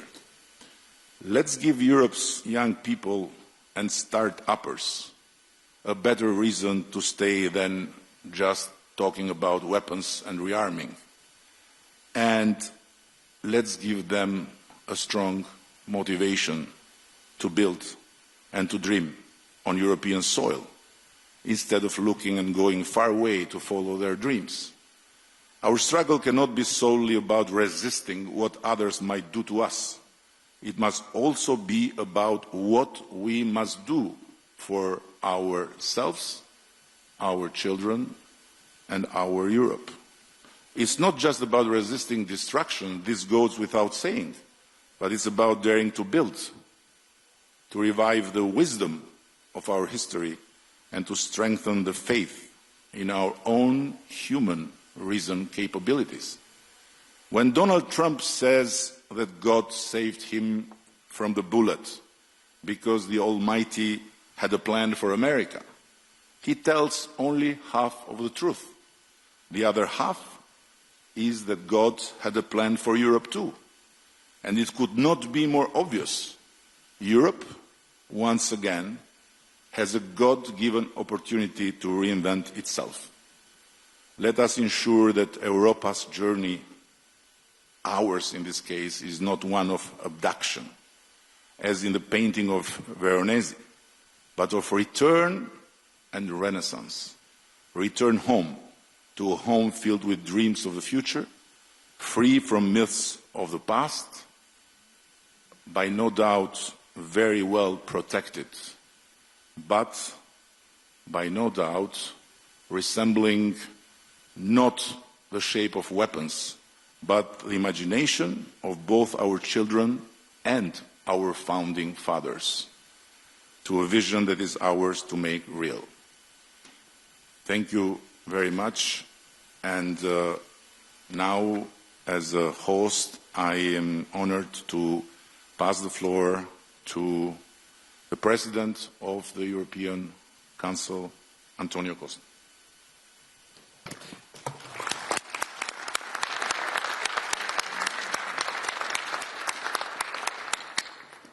Well, first of all, thank you very much, dear Eddie, for your, it's true, rainy, but very warm, creative and inspirative welcome for this first EPC summit which takes place here in the Western Balkans. The title of today's meeting is very fitting, A New Europe in a New World. I believe that is the main question for the European political community today. What is Europe's role in this new world? After the end of the Second World War, we built a new global order based on the United Nations Charter, international law, and increasing trade and cooperation. That international order was not perfect, but it provided a solid framework for peace and growing prosperity, especially here in Europe. Now, that rules-based order is being undermined from many sides. Russia's aggression against Ukraine brought large-scale war back to the European continent. This war is an assault on the international community, on all the principles we hold dear, like national sovereignty, the inviolability of international borders, and territorial integrity. The situation in Gaza is a humanitarian tragedy, where international law is systematically violated, where a whole people is being subjected to crushing, disproportionate military force. For decades, international trade and economic cooperation connected peoples and spread mutual prosperity. Now that interdependency is being turned into an instrument of power and pressure. Multilateralism has been the glue connecting humanity with the United Nations at its core. Peace and security, climate change, human rights, all of these global issues can only be advanced if we act collectively. And yet, multilateralism is under relentless attack. Europe has an enormous stake in all of these areas. So our continent needs to join forces.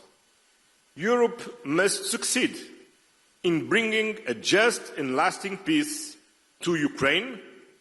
International law must prevail, and we know, dear Volodymyr, that your security is also our security. Europe must also invest more in its own defense, because we have learned that peace without defense is an illusion. Europe must succeed in creating the conditions for a two-state solution in the Middle East, because continued neglect will not just undermine the stability of Europe's neighbourhood, it will fatally weaken our moral authority in the world. Europe must succeed in deepening and extending its networks of global trade and prosperity. We should never give in to the temptation of protectionism, but we should always aim for mutual beneficial partnerships and avoid a zero-sum mentality. Europe must succeed in defending multilateralism by leading on the implementation of the Pact for the Future, by upholding the Paris Agreement on climate change, by protecting the oceans like a global common good, and, of course, by remaining a staunch pillar of the United Nations. And Europe will succeed. I want to tell you today that the European Union is ready to play its full part in this new Europe, in the new world, working closely with all our European partners. The EU will remain a reliable partner, a predictable partner in European integration, in economic and energy cooperation, in security and defence, in protecting our climate. So, use the energy, the motivation, the faith of these children and the energy of our friend Edi Rama to get work together as Europeans. Thank you.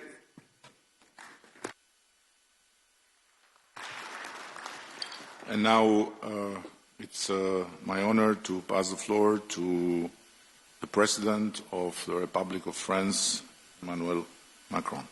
Your Majesty. Merci, Eddy.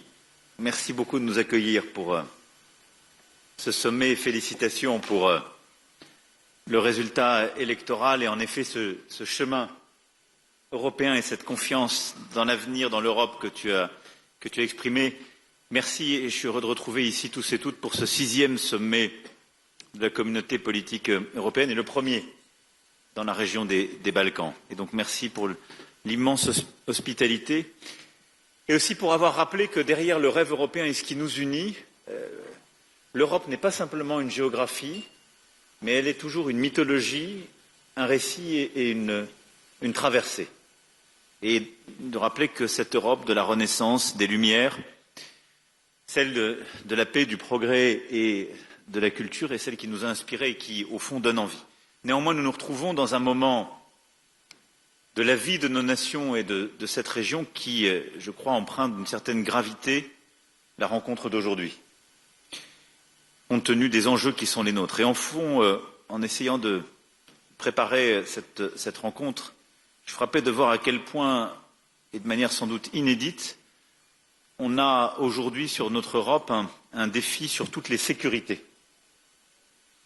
Et réunir cette Europe large, au-delà de l'Union européenne, réunir justement entre égaux tous les chefs d'État et de gouvernement et toutes les nations qui sont ici représentées, c'est essayer de donner une chance à notre grand continent de faire face aux défis qui sont les siens à travers l'unité.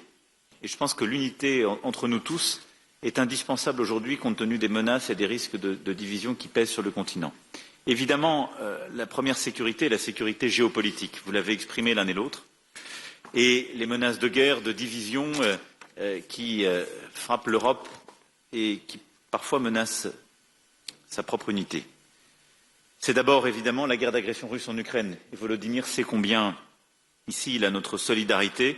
Et je pense que la bataille que nous menons tous, que nous avons portée nos collectifs la semaine dernière avec Keir, Donald et Friedrich, la coalition des volontaires qui s'est constituée et unie beaucoup ici autour de cette table pour soutenir l'Ukraine est importante, d'abord pour obtenir le cessez-le-feu. Et si besoin était, je crois que les dernières heures ont montré à cet égard que la Russie n'avait pas envie de cessez-le-feu. Et que s'il n'y a pas une pression accrue des Européens et des Américains pour obtenir ce résultat, il ne sera pas spontané. Et au fond, la Russie veut reprendre des discussions qui sont connues, celles qui se sont tenues entre février et mai 2022, qui n'ont pas empêché les crimes de guerre à Boutcha et ailleurs et qui n'ont donné aucun résultat. Et nous devons pousser sur ce chemin et bâtir une paix juste et durable pour l'Ukraine. C'est aussi tout le travail qui est en train d'être finalisé et j'espère qu'il sera parachevé et qui permettra un traité de paix entre l'Arménie et l'Azerbaïdjan. Et je veux dire ici vraiment à Nicole et Ilham notre plein soutien à tous pour obtenir sur ce chemin la signature de ce traité de paix. C'est d'avancer sur des questions qui restent entre Belgrade et Pristina. C'est d'apporter notre soutien à la Moldavie, victime chaque jour des ingérences russes. Et c'est rappeler l'importance d'échéances électorales en cours qui, là aussi, on le sait très bien, font l'objet de telles ingérences. Et enfin, comme vient de le dire Antonio, c'est nous coordonner pour apporter une réponse tous ensemble à la situation humanitaire inacceptable à Gaza, obtenir là aussi un cessez-le-feu immédiat, une réponse humanitaire, puis une réponse politique, qui est la seule possibilité d'avoir un chemin qui est clé pour l'unité de nos pays et les principes que nous défendons, mais qui est aussi le seul moyen, au vu du reste du monde, d'être compris sur ce que nous faisons sur l'Ukraine. Et je ne compare aucune situation, mais je veux insister pour nous tous sur cela. L'essentiel de l'humanité, la Chine, l'Inde, le continent africain, le proche Moyen-Orient, le Pacifique et l'Asie et l'Amérique latine nous regardent. Parfois, elles ne comprennent pas totalement ce qu'on fait sur l'Ukraine, soyons lucides, mais il faut l'assumer et l'expliquer. Mais elles ne nous comprennent plus du tout sur l'Ukraine quand nous restons silencieux sur Gaza. Ce qu'elles nous disent, vous êtes étrange, vous nous dites que notre vie est en jeu quand il y a la souveraineté territoriale qui est attaquée, puis vous fermez les yeux quand il y a un massacre. Et je ne compare rien, je sais les histoires, mais je veux vraiment ici nous réveiller collectivement sur la cohérence que nous devons tenir sur ces points. Au fond, nous le voyons, toutes ces situations montrent le besoin de paix, la nécessité évidemment de revenir par la diplomatie, mais c'est le chemin sur lequel nous devons trouver l'unité pour notre sécurité et sur lequel nous devons construire aussi une réponse collective et derrière, pour être crédible, là aussi, avoir une réponse commune. Une large majorité d'entre nous font partie de l'OTAN, mais nous avons aussi besoin d'avoir un pilier européen fort dans l'OTAN et d'agir en Européen pour notre sécurité collective. Et les dernières semaines et les derniers mois l'ont montré. Et l'Europe large, prend encore plus de force et de pertinence dans le moment que nous vivons pour justement assurer sa propre sécurité. La communauté politique européenne est aussi l'espace qui permet de bâtir la sûreté pour nos populations. Et à cet égard, la lutte contre les trafics de drogue, le narcotrafic, la lutte contre l'immigration illégale sont des sujets essentiels que nous avons commencé à évoquer tous ensemble et sur lesquels je souhaite que nous puissions ensemble commencer à structurer des coalitions d'États, d'organisations internationales, d'agences européennes spécialisées pour lutter contre les trafics, notamment portuaires et fluviaux, et bâtir des échanges de données, lutter contre le financement illicite, le blanchiment et la corruption, et renforcer les programmes de prévention. C'est une bataille qui est clé, qui est attendue par nos populations.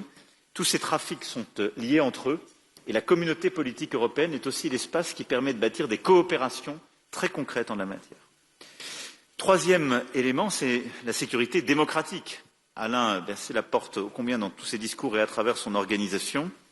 Mais nous voyons à travers nos élections, la Roumanie le vit en ce moment, je l'évoquais, la Moldavie l'a vécu il y a très peu de temps, nous avons très clairement des menaces qui sapent l'intégrité de nos démocraties, qui minent leur résilience, et nous subissons des manipulations lors des périodes électorales, mais des ingérences informationnelles étrangères à peu près tout le temps.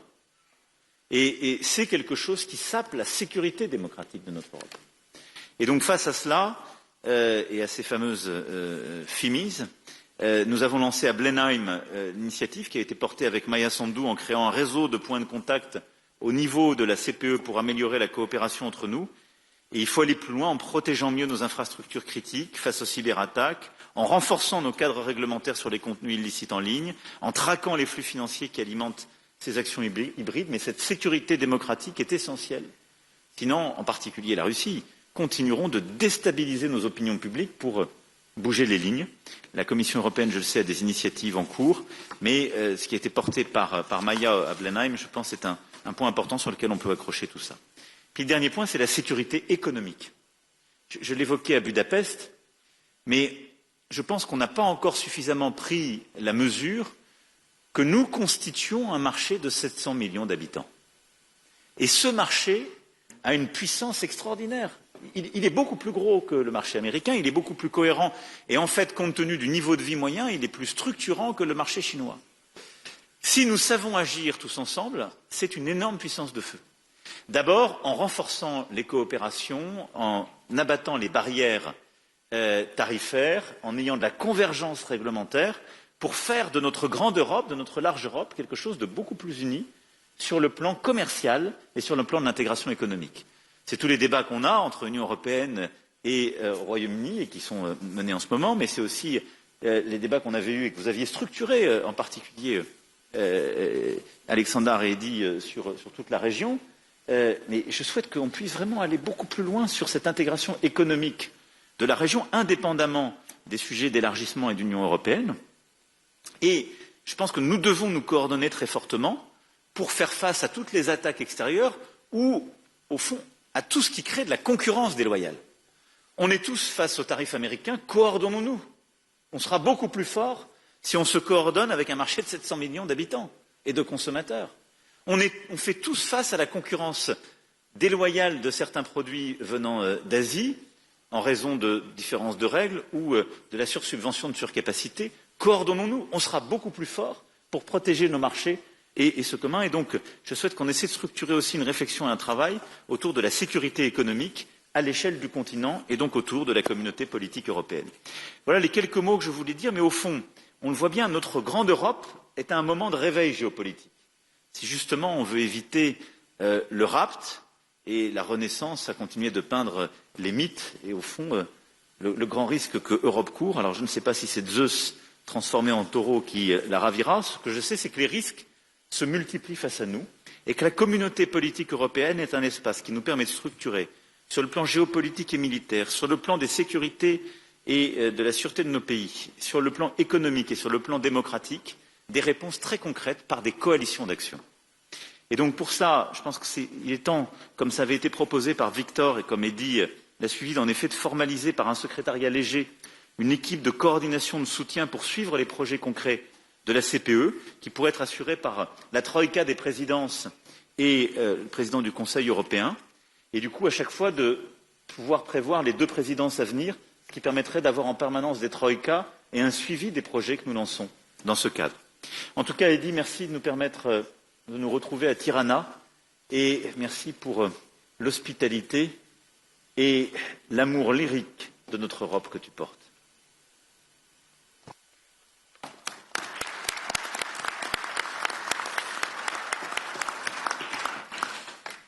Thank you, and now it's an honor to give the floor to a special friend of all of us and my dear friend V, the President of Ukraine, Volodymyr Zelensky. Thank you so much. Dear friend, thank you so much. Eddy, Prime Minister Ramar, thank you, and thank you, Albania, for hosting us today. Not just in a beautiful country, but in a country that believes in Europe and stands for its future. Dear friends, thank you all for your support, and I appreciate that we share the same understanding. This war Russia against Ukraine must be ended as soon as possible and in a just way. Ukraine needs peace. Peace in Europe depends on whether Ukraine will get it. All of you know that this week we had a real chance to take important steps toward ending this war, if only Putin had not been afraid to come to Turkey. I was in Ankara yesterday, and thanks for participation and hosting us, President Erdogan. And I was ready for a direct meeting with Putin, whether in Ankara or in Istanbul, and not just for a meeting, but to resolve all the important issues to my mind. But he didn't agree to anything, Putin. And you can also see that the Russian delegation that came to Istanbul is of a very low level. None of them are people who actually make decisions in Russia. Still, I send our team to Istanbul, led by Ukraine's Minister of Defense, at least to see if those Russians can actually decide anything. Our number one priority is a full, unconditional and honest ceasefire. This must happen immediately to stop the killing and create a solid basis for diplomacy, first of all. And if the Russian representatives in Istanbul today cannot even agree to that, to ceasefire, to this clearly necessary first step, then it will be 100% clear that Putin continues to undermine diplomacy. If that's not the case, there must be at least some result today, starting with a ceasefire. The Ukrainian delegation has a mandate to make decisions. As we saw yesterday, Russia sent almost the same people it sent in 2022. This shows that Russia has not changed its basic approach. They make many statements, many threats, but solve nothing. They are doing everything they can to turn this Istanbul meeting into a staged, empty process, just like the ones in 2022. It's not us or Western leaders who are disrupting the negotiation, as the Russians have been claiming for years. It's Russians who send empty heads to the talks. And that's what destroys the meaning of diplomacy. So if it turns out that the Russian delegation really is just theatrical and can't deliver any results today, the world must respond.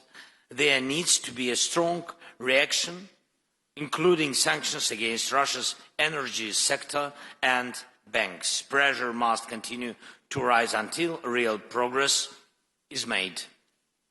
Ukraine is ready to take all realistic steps to end this war. I call on Putin to give his delegation real authority, and we need a full stop to the killing, long enough to give diplomacy a real chance. Secondly, we must build at least a minimum level of trust in the negotiation process. This can be done by releasing prisoners of war, returning Ukrainian children taken by Russia, and releasing civilian hostages currently held by the Russian side. Third, we need to clearly define which issues must be handled at the leadership level, not below. And we all know who makes the real decisions in Russia. Fourth, together with our leaders and together with the countries who are here with us today, we have begun to create a new security architecture for Ukraine and all of Europe. I thank everyone who is on board. Now it's time to move to very practical steps. And fifth, the United States. President Trump wants to end this war. We need to keep working closely with President and stay as coordinated as possible. Long-term U.S. support is also essential. An American backstop is needed. It's important that we all work together on every level to make that happen. And of course, I will keep you informed throughout the day about what is happening in Istanbul and whether there is any chance the Russian delegation will take real steps to stop the killing and bring the war to an end. Thank you, Eddie, again for the invitation.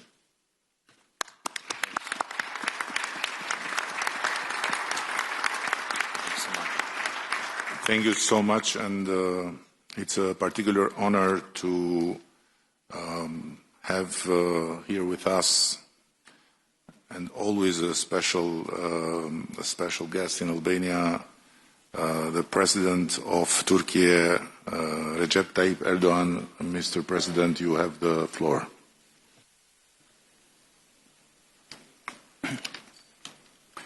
Değerli devlet ve hükümet başkanları, kıymetli katılımcılar, sizleri şahsım ve milletim adına saygıyla selamlıyorum. Avrupa Siyasi Topluluğu 6. zirvesinde sizlerle tekrar bir arada olmaktan büyük bir memnuniyet duyuyorum. Arnavutluk Başbakanı değerli dostum Sayın Edi Rama başta olmak üzere zirvenin düzenlenmesinde emeği geçenlere teşekkür ediyorum.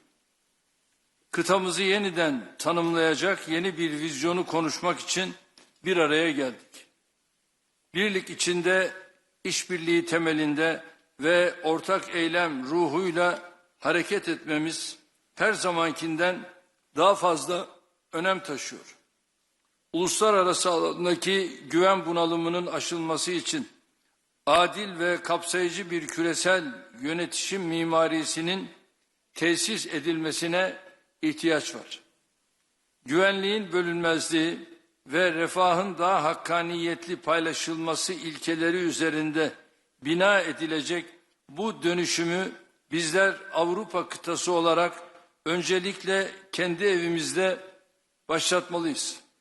savunma sanayi, enerji, ulaştırma koridorları ve bağlantısallık, arz ve tedarik zincirleri, dijital piyasalar ve kritik mineraller gibi muazzam işbirliği potansiyeline sahip olduğumuz birçok alan bulunuyor. Avrupa güvenliğinin geleceğini istişare ettiğimiz bu kritik dönemde Avrupa Birliği'nin kendi savunma sanayisini geliştirmesine yönelik gayretler faydalıdır. Bu çabaların NATO'nun merkezi rolünü aşındırmayacak şekilde birlik üyesi olmayan müttefikleri de kapsaması gerektiğini düşünüyoruz. ReArm ve SAFE gibi girişimlerin bu anlayışla yürütülmesinin Avrupa güvenliğinin hayrına olacağına inanıyoruz. Geçmişte Avrupa'da yaşanan birçok savaş ve ihtilaf bize göstermiştir ki savunma ve güvenlik gibi son derece hayati olan konularda bölündükçe zayıflıyoruz, birleştikçe güçleniyoruz. Kıymetli dostlar, ortak geleceğimizi düşünürken hiç şüphesiz ekonomik güvenliğimizi teminat altına alacak adımları da istişare etmemiz gerekiyor. Türkiye 1,3 trilyon dolar ekonomik büyüklüğü, 85 milyonu aşan genç ve dinamik nüfusu, rekabetçi sanayisi ve büyük tüketim pazarlarına doğrudan erişimiyle kritik önemdedir. Avrupa Birliği ile gümrük birliğimizin güncellenmesinin tedarik zincirlerinin güvenliğine katkı sunacağı kanaatindeyiz. Ayrıca bu adımın otomotiv, ilaç, savunma sanayi gibi kritik sektörlerde ortak üretim ve yatırım imkanlarının önünü açacağına inanıyoruz. İnsanlarımızın ve dolayısıyla mal, hizmet ve sermayenin hareketliliğini kısıtlayan Schengen gibi vize uygulamalarının da gözden geçirilmesi şart. Son yıllardaki yatırımlarımızla ve doğalgaz alanındaki anlaşmalarla ülkemizi bölge coğrafyası için önemli bir enerji merkezi haline getirme hedefimize adım adım yaklaşıyoruz. Bölgenin en gelişmiş enerji altyapısına sahip ülkesi olarak enerji dönüşüm sürecinde Türkiye Avrupa'da önemli bir aktördür. Yenilenebilir enerji alanındaki adımlarımız sadece ülkemiz için değil, tüm bölge için fırsatlar sunuyor. Çok taraflı ulaştırma güzergahlarının merkezinde konumlanan Türkiye, Avrupa'nın kesintisiz tedarik zincirlerinin muhafazasına ciddi katkı sağlıyor. Değerli dostlar, Ukrayna'da silahların susması ve barış zemininin oluşturulması için kritik bir dönemeçteyiz. Geçmişte olduğu gibi bugün de kapsamlı bir ateşkes öncelikli olmak üzere çözüme dönük çabaların her birine katkı sağlıyoruz. Sürecin hassasiyetine binaen bir dayatmada bulunmaksızın tarafların teşvik edilmesi, adil ve kalıcı barışa ulaşılması bakımından çok önemlidir. Sayın Trump, Putin ve Zelenski ile ayrı ayrı görüşmelerimiz oldu. Sayın Macron ve Meloni beni aradılar. Zelenski dün Ankara'daydı. Kendisiyle görüşmemiz sonrasında teknik görüşmelere başlama kararı aldı. Mart 2022'den bu yana ilk kez akan kanı durdurma noktasında önemli bir fırsat penceresi aralandı.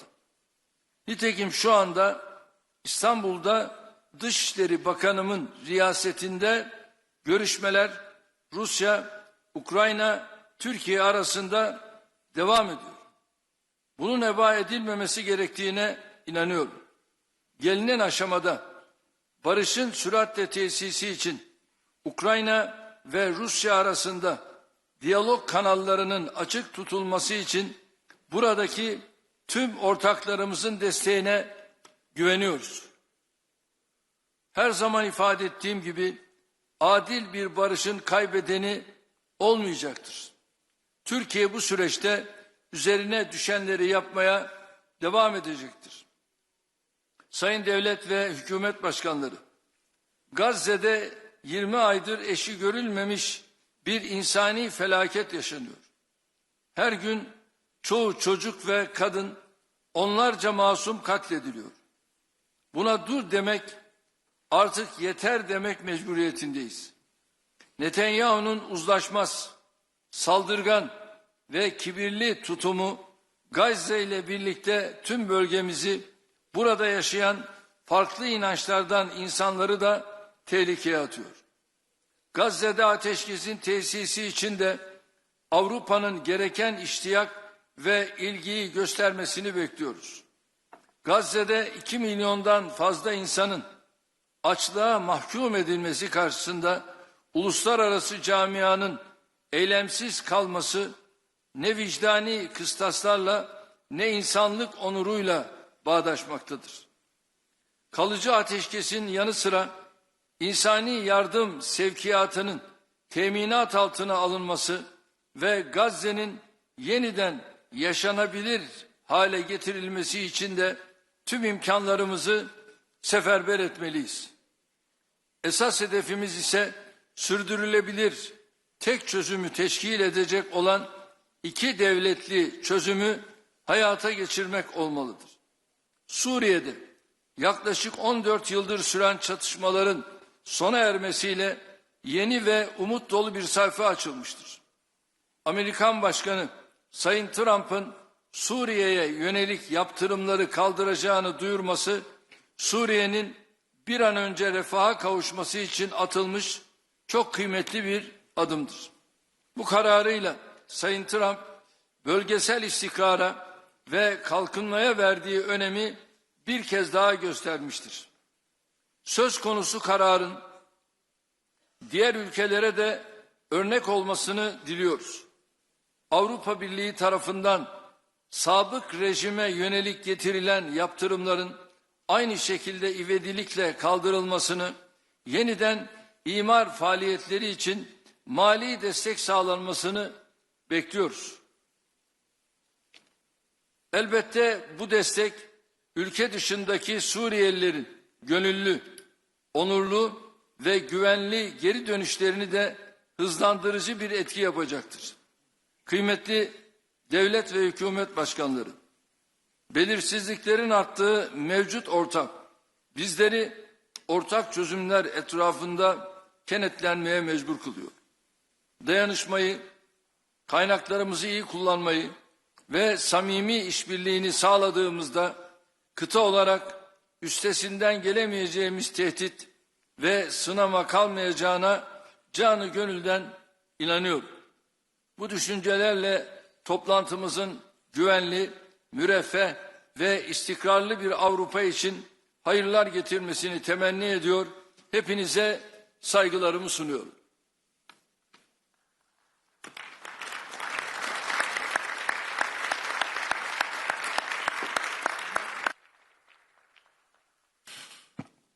Thank you very much.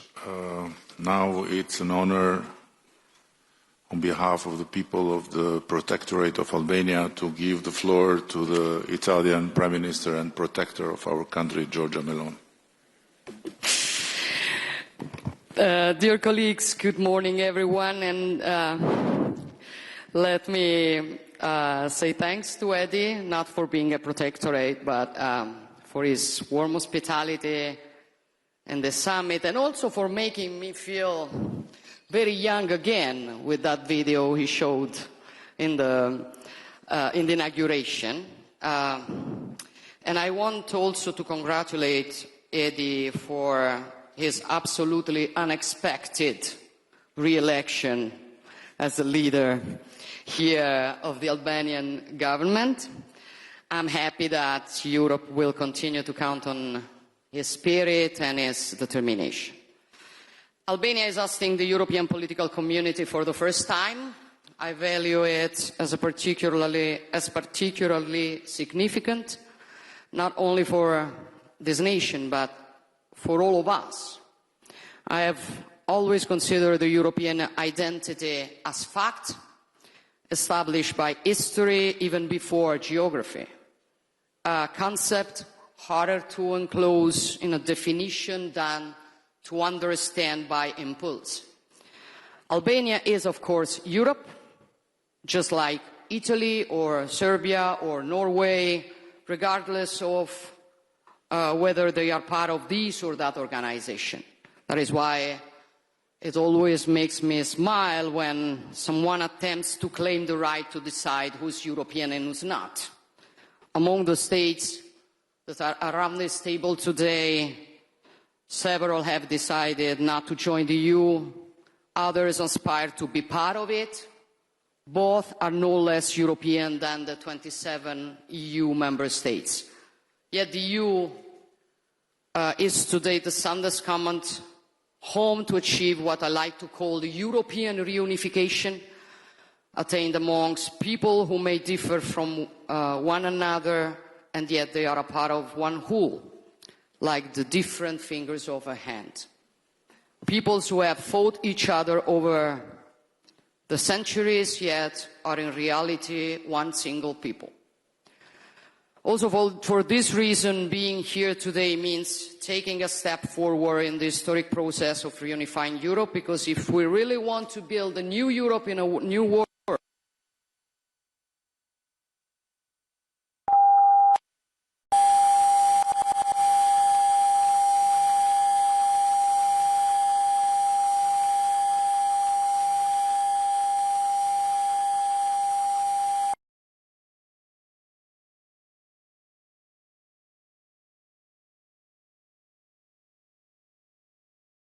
two lungs of Europe.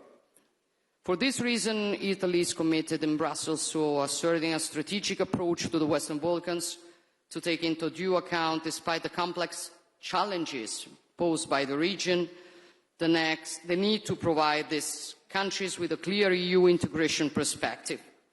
Of course, enlargement involves new challenges, but I'm convinced that the European integration of Western Balkans, as well as towards the East, is also a strategic investment on Europe's own security.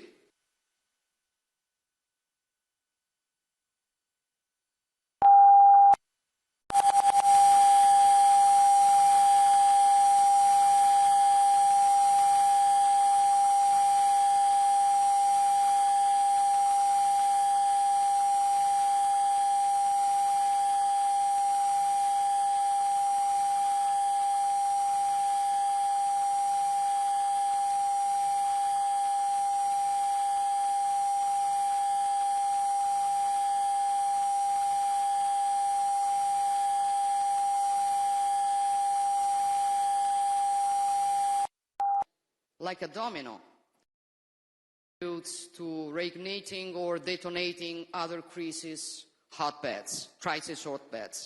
We have witnessed this in the Middle East, and not only there.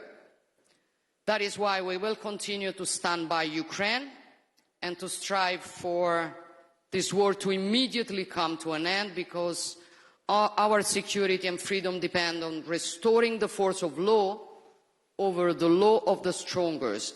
And speaking of Europe and freedom, I believe it is nothing more European than a people willing to risk everything to defend its own freedom and independence. Every day, the heroism and tenacity of the Ukrainian people reminds us what Europe is and what the deepest aspect of our common identity is: freedom. We defend our freedom and we want peace. Volodymyr and the Ukrainian people want peace, and we newly witnessed it yesterday. The world saw who was really willing to sit at a negotiation table and who was not. And this shows also with respect to certain propaganda who looks for peace and who doesn't. At the same time, we must not interpret what happened yesterday as a setback and throw in the towel. Instead, we must insist with determination to finally achieve an unconditional ceasefire and a true peace agreement with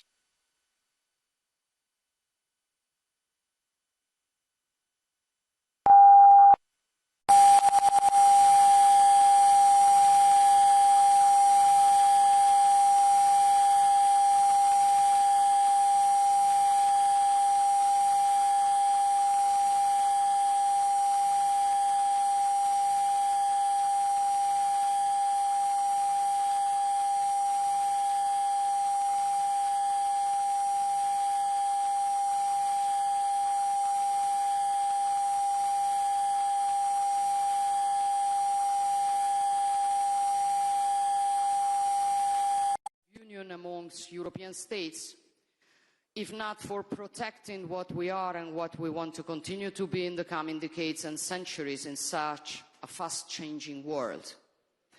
Because if Europe sometimes proves unable to face the great challenges, it is no one else's fault. It is our responsibility. And it is up to us to choose whether to go along a decline or instead fight it. And if we decide to fight it, first of all, we need to regain awareness, which is mainly awareness of who we are, what the European civilization is, of the great achievements it has accomplished across the history of humankind.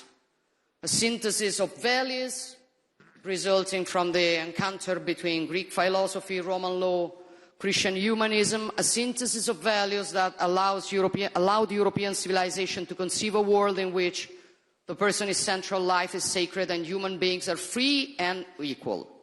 A civilization that respects the identities of the others without denying its own, and that builds peace where instead others see destruction. We are this.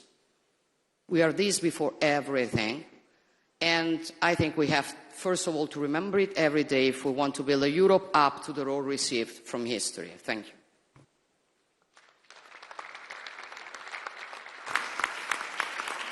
Thank you, and with true gratitude for his historical visit yesterday as the first Prime Minister of United Kingdom to ever land in Albania for a bilateral meeting, and with the worldwide known Balkan spirit of forgiveness for having brought such an intense rain.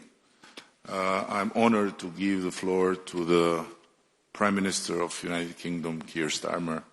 Thank you, and the floor is yours. Thank you, Eddie, and it's really good to see everyone around the table here today. And thank you, Eddie, for bringing us together. I would remind you it was sunny when I got off the plane yesterday morning. We brought the sun from London, and this rumour that the weather is down to the British is completely wrong. But look, you've brought us together, Eddie. It is a really important day, a really important meeting, because this is a crucial moment for our continent. And that's been reflected, I think, in the remarks of everybody so far. And I was struck by your opening words, Eddie, because we are entering a new era. We are all saying that, and we need to recognise that it's a new era, but it's one characterised by volatility and instability, sadly. That is the new era that we are entering.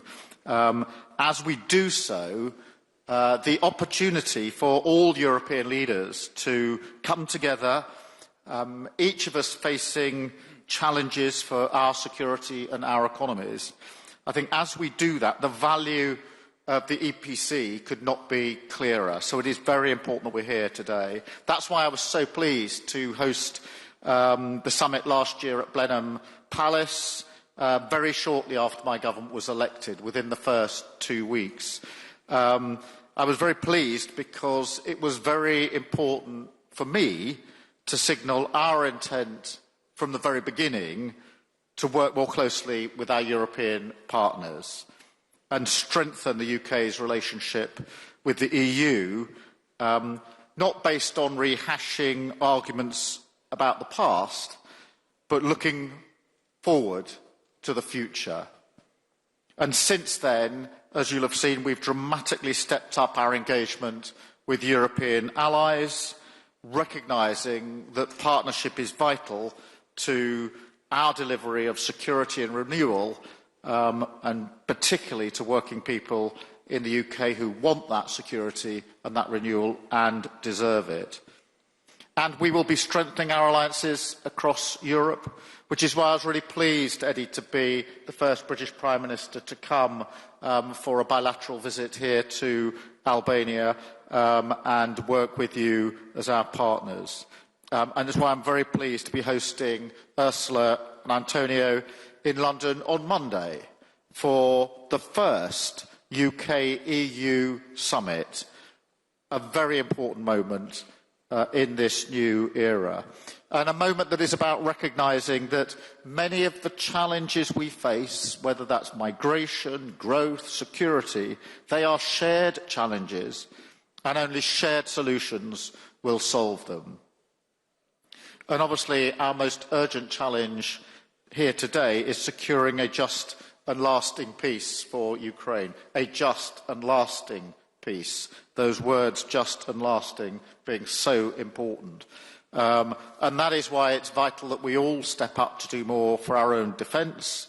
And last week I announced a major package of sanctions on the Russian shadow fleet, ramping up the pressure on Putin and protecting our critical infrastructure. And Emmanuel and I have worked very hard with many of you in recent months to bring together political and military leaders under our coalition of the willing, and I thank everybody who's been part of that. And of course, together with Friedrich and Donald, we joined Vladimir in Kyiv last weekend, not just an important symbol of solidarity and support 80 years after the end of the Second World War, and a reminder that the values that were fought for 80 years ago are precisely the same values that we are fighting for tomorrow, at the moment, in relation to Ukraine, but also an important moment to bring together, and supported by President Trump, the argument about an unconditional ceasefire, that Putin must come to the table for that unconditional ceasefire, and to issue, as we did last weekend, that ultimatum. Now, having issued that ultimatum, we must be prepared to follow through, because if Russia won't come to the negotiating table, Putin must pay the price. And I think yesterday, as already been mentioned, was further evidence that Putin is not serious about peace.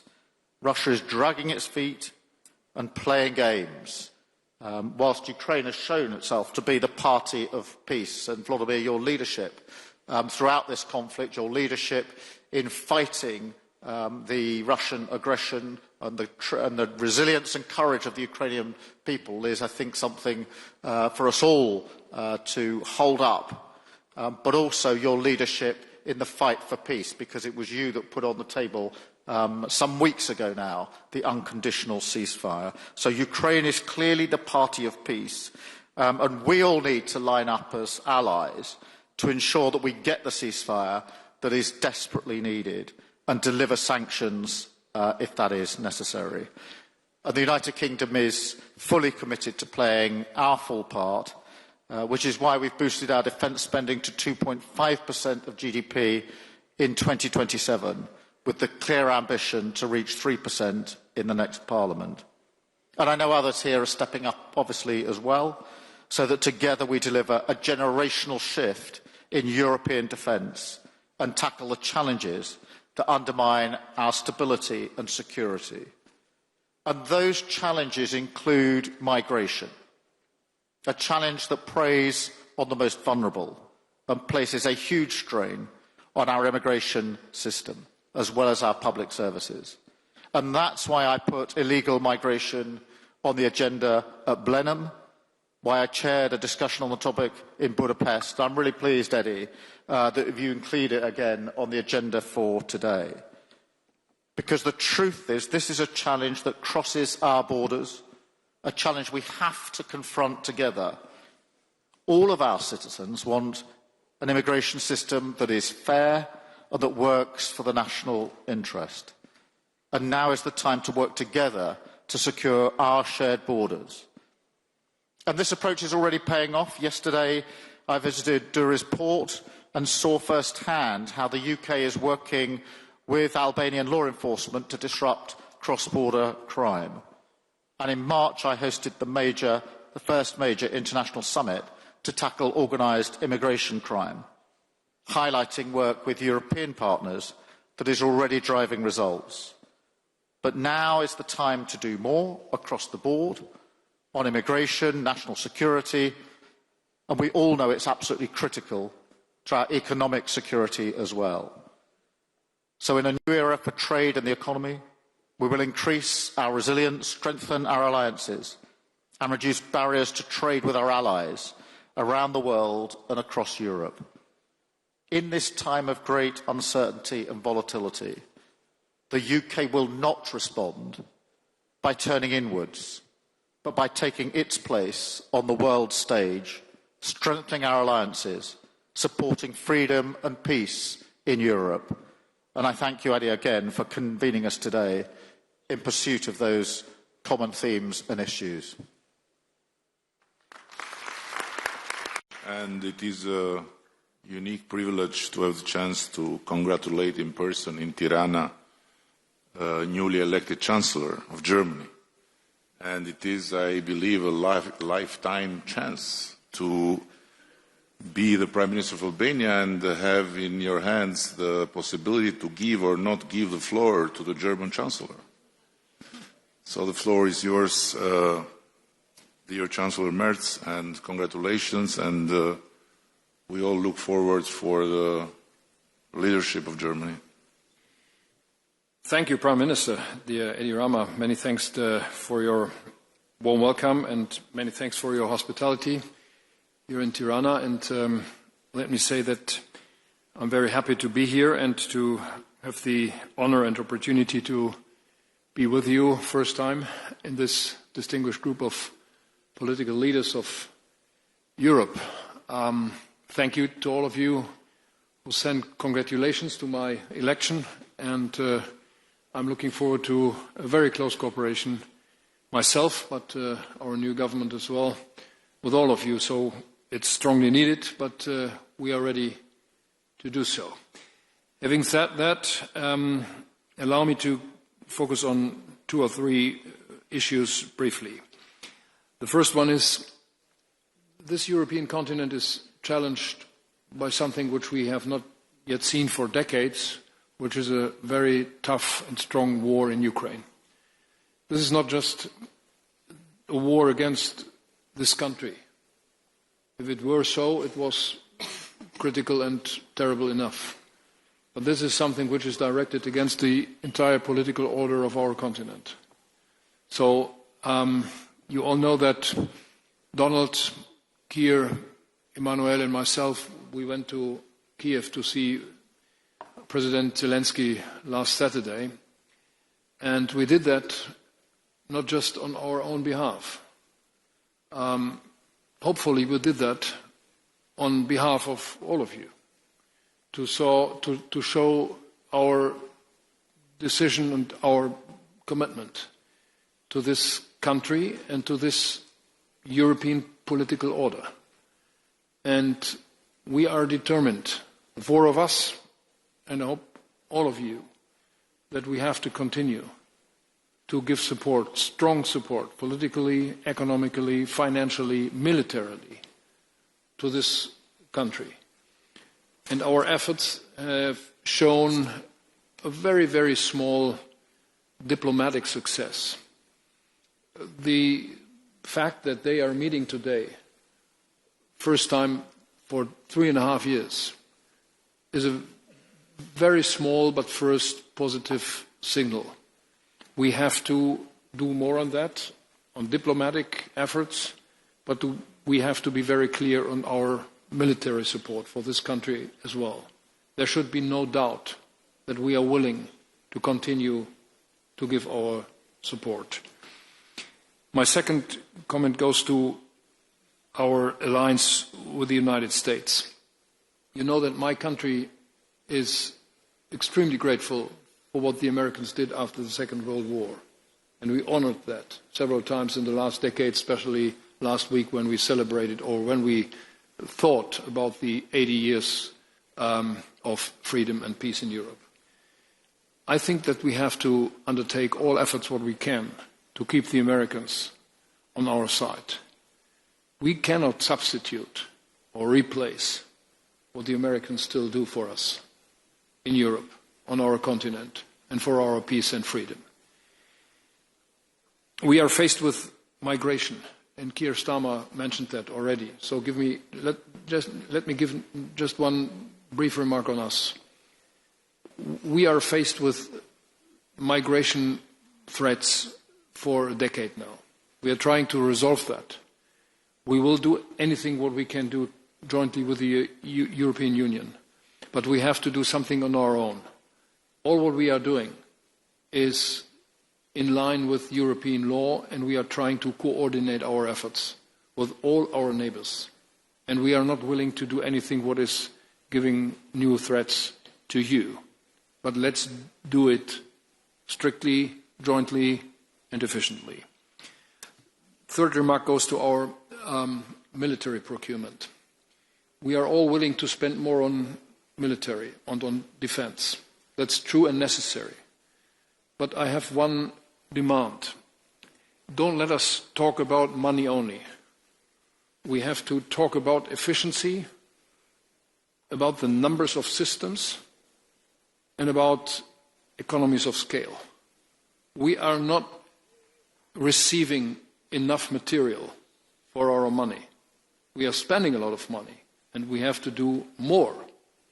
But just spending more money on systems which are too numerous, on procurement which is too complicated, is not enough. So my country and my government is really ready to step forward in terms of more efficiency, better procurement, better cooperation on the European continent. And this is not against somebody outside the European Union. This is just in favor for us. And my last point is, if we are talking about competitiveness of our industries, this is for itself important enough. But we all know that our political systems, that our democracies are at risk. And so if we are showing ourselves able to resolve the problems, the war, the strong migration problems, the competitiveness of our industry, we will prove that our political systems, that our governments, that our democracy is strong enough to do that. And that is, in my view, something which we have all to keep in mind when we are dealing with these issues on the European level. Last but not least, a promise. I know that there were some critics about the German engagement or the German commitment to Europe, to the European institutions and to the European Union. I asked my government to be as much as possible present on the European level, in the Council of Ministers, on other European institutions like this one and others, to show that Germany is clearly committed to what is necessary now in Europe, and that we are willing to find a new approach on our European commitment. That's not because we love Europe so much. That is because we all know that we can only be successful jointly. So many thanks for your warm welcome in this group. I'm looking forward to cooperate with you. I'm feeling very much at home in this group of people. Thank you so much.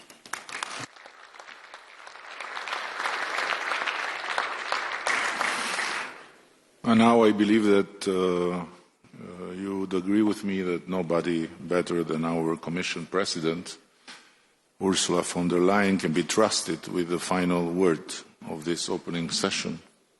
And in this scenery, you can have the role of the director of the kindergarten now. Thank you very much, my dear friend Eddie. Thank you very much for convening us here. Outstanding again, as we know you. And indeed, many of you said that the changes we are living through are historic, without any question. When the wall fell in 1990, the end of history was proclaimed. And you all remember that we assumed that economic and political freedom would eventually converge and that this would unite people. Now, as we are here today, history is back, and so are geopolitics. What we have perceived as a world order is becoming a world disorder, triggered not least by Putin's imperialistic ambitions and other geopolitical struggles. In recent years, and just as we spoke here, Emmanuel, the need for a wake-up call for Europe has often been articulated. Well, today Europe is awake, wide awake. And we know that we must leap forward. We have to close the innovation gap. Eddie, you mentioned it. We have to boost our competitiveness. We have to build our own resilience. And we have to widen and deepen the network of partnerships that we have around the world. We all have learned that when there are big crises, Europe certainly provides some of the big answers. And we all know it in the last years, the pandemic, the climate crisis, Russian war against Ukraine. All these are serious crises that have really challenged us, but Europe has emerged bigger and stronger from every crisis. Europe has moved closer together in the face of these turning points in history. And Europe has stood united in its unwavering support to Ukraine. Because we should not forget, this is also why the European political community has been founded and created, to rally around Ukraine in the face of Russia's aggression and to preserve peace on the continent, while Russia has left Europe. The mere fact that we are sitting here today, together, with you, Volodymyr, is proof of our ironclad unity. For 3 long years now, we have demonstrated our unity, our resolve, and even greater cooperation to defend the sovereignty of Ukraine, to find a path towards a peace settlement, and strong security guarantees for Ukraine. And all along the way, most members of the EPC supported hard-hitting sanctions on Russia, and these sanctions are biting. Russia's oil and gas revenues have fallen by almost 80% compared to before the war. Russia's deficit is skyrocketing. Interest rates are prohibitively high. Inflation is on the rise, well above 10%. And we are ready to do more to bring Putin to the negotiation table. Many of the speakers mentioned it. This war has to end. You said it, Georgia. You said it, Keir. Volodymyr has described with others the roller coaster of the last days. To be very clear again, we want peace. And so we are working on a next set of sanctions. Main elements of this package will be, for example, sanctions on Nord Stream 1 and Nord Stream 2, further listing of vessels in the shadow fleet and lower the oil price cap, and more sanctions on Russia's financial sector, because we want peace and it is time to seriously engage on that. But we are also gathered here in Tirana to build our common future. And it was wonderful to listen to the different speakers. Our future of a Europe that is an era of shared prosperity. If we are successful in building this prosperity, and I have no doubt we will, that is the glue for stability and peace on our continent. This is stronger than any aggression, shared prosperity.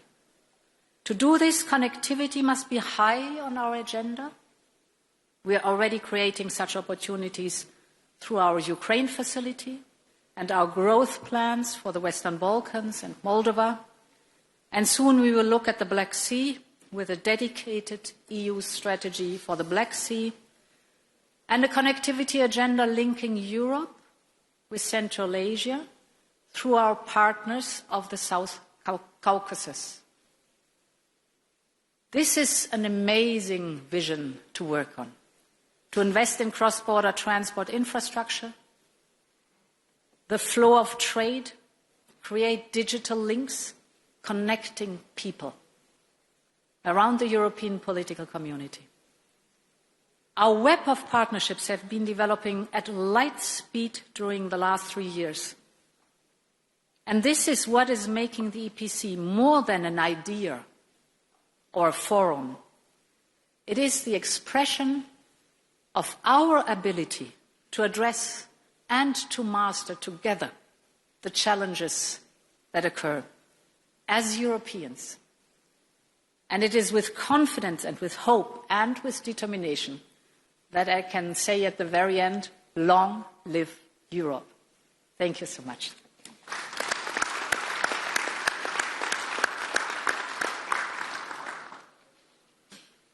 Thank you, and I want to share with you that in our first common law, written in Middle Age, there is a very fundamental chapter about hospitality. And it starts with a quote that goes, the house of the Albanian belongs to God and the guest. And that quote is really very profound, and it's the origin of the fact that we ended the Second World War as the only country that had more Jews after than before, because they were guests in this country and they were protected with Albanian lives. But among many commandments, feeding well the guest is absolutely crucial. So please follow me now, and if you have been told by EU that there is no free lunch, you will change your conviction. There is, and there will always be for you anytime you come to Albania in whatever capacity. And in 1 hour, we have to go back and to make Europe work. Thank you. Thank you.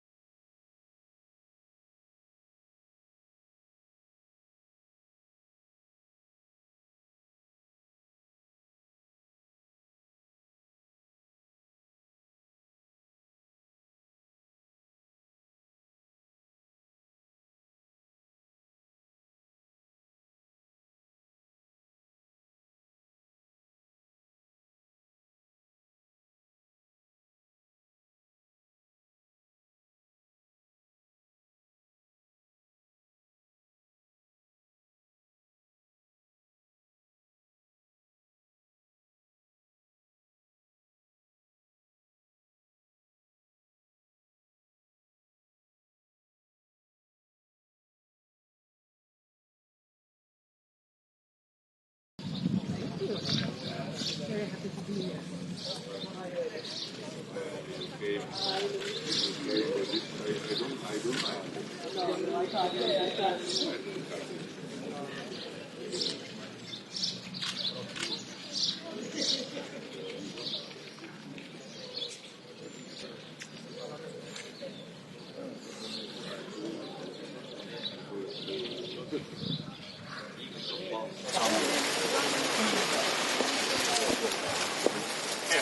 It is extremely important that we have the first ever European Political Community Summit here in the Western Balkans, where we will be as unequivocal as ever that we consider enlargement to be a win-win, both for the countries that are seeking to join, but also for the countries that are already in the European Union, because the European Union is not just a political community or an economic community, but can be truly a global strategic player.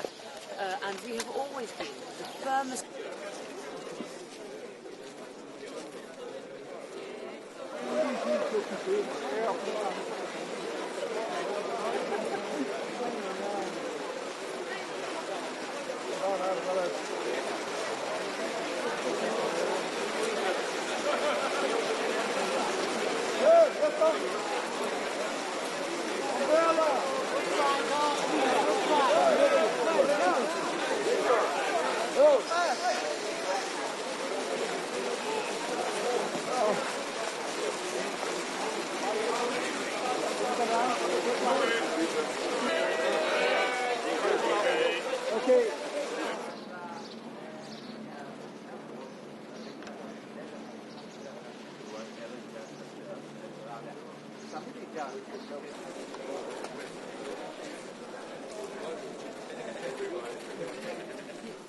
Highly distinguished guests and very dear friends, trust me, I struggled to find the right words to express my delight in hosting this European Political Community Summit.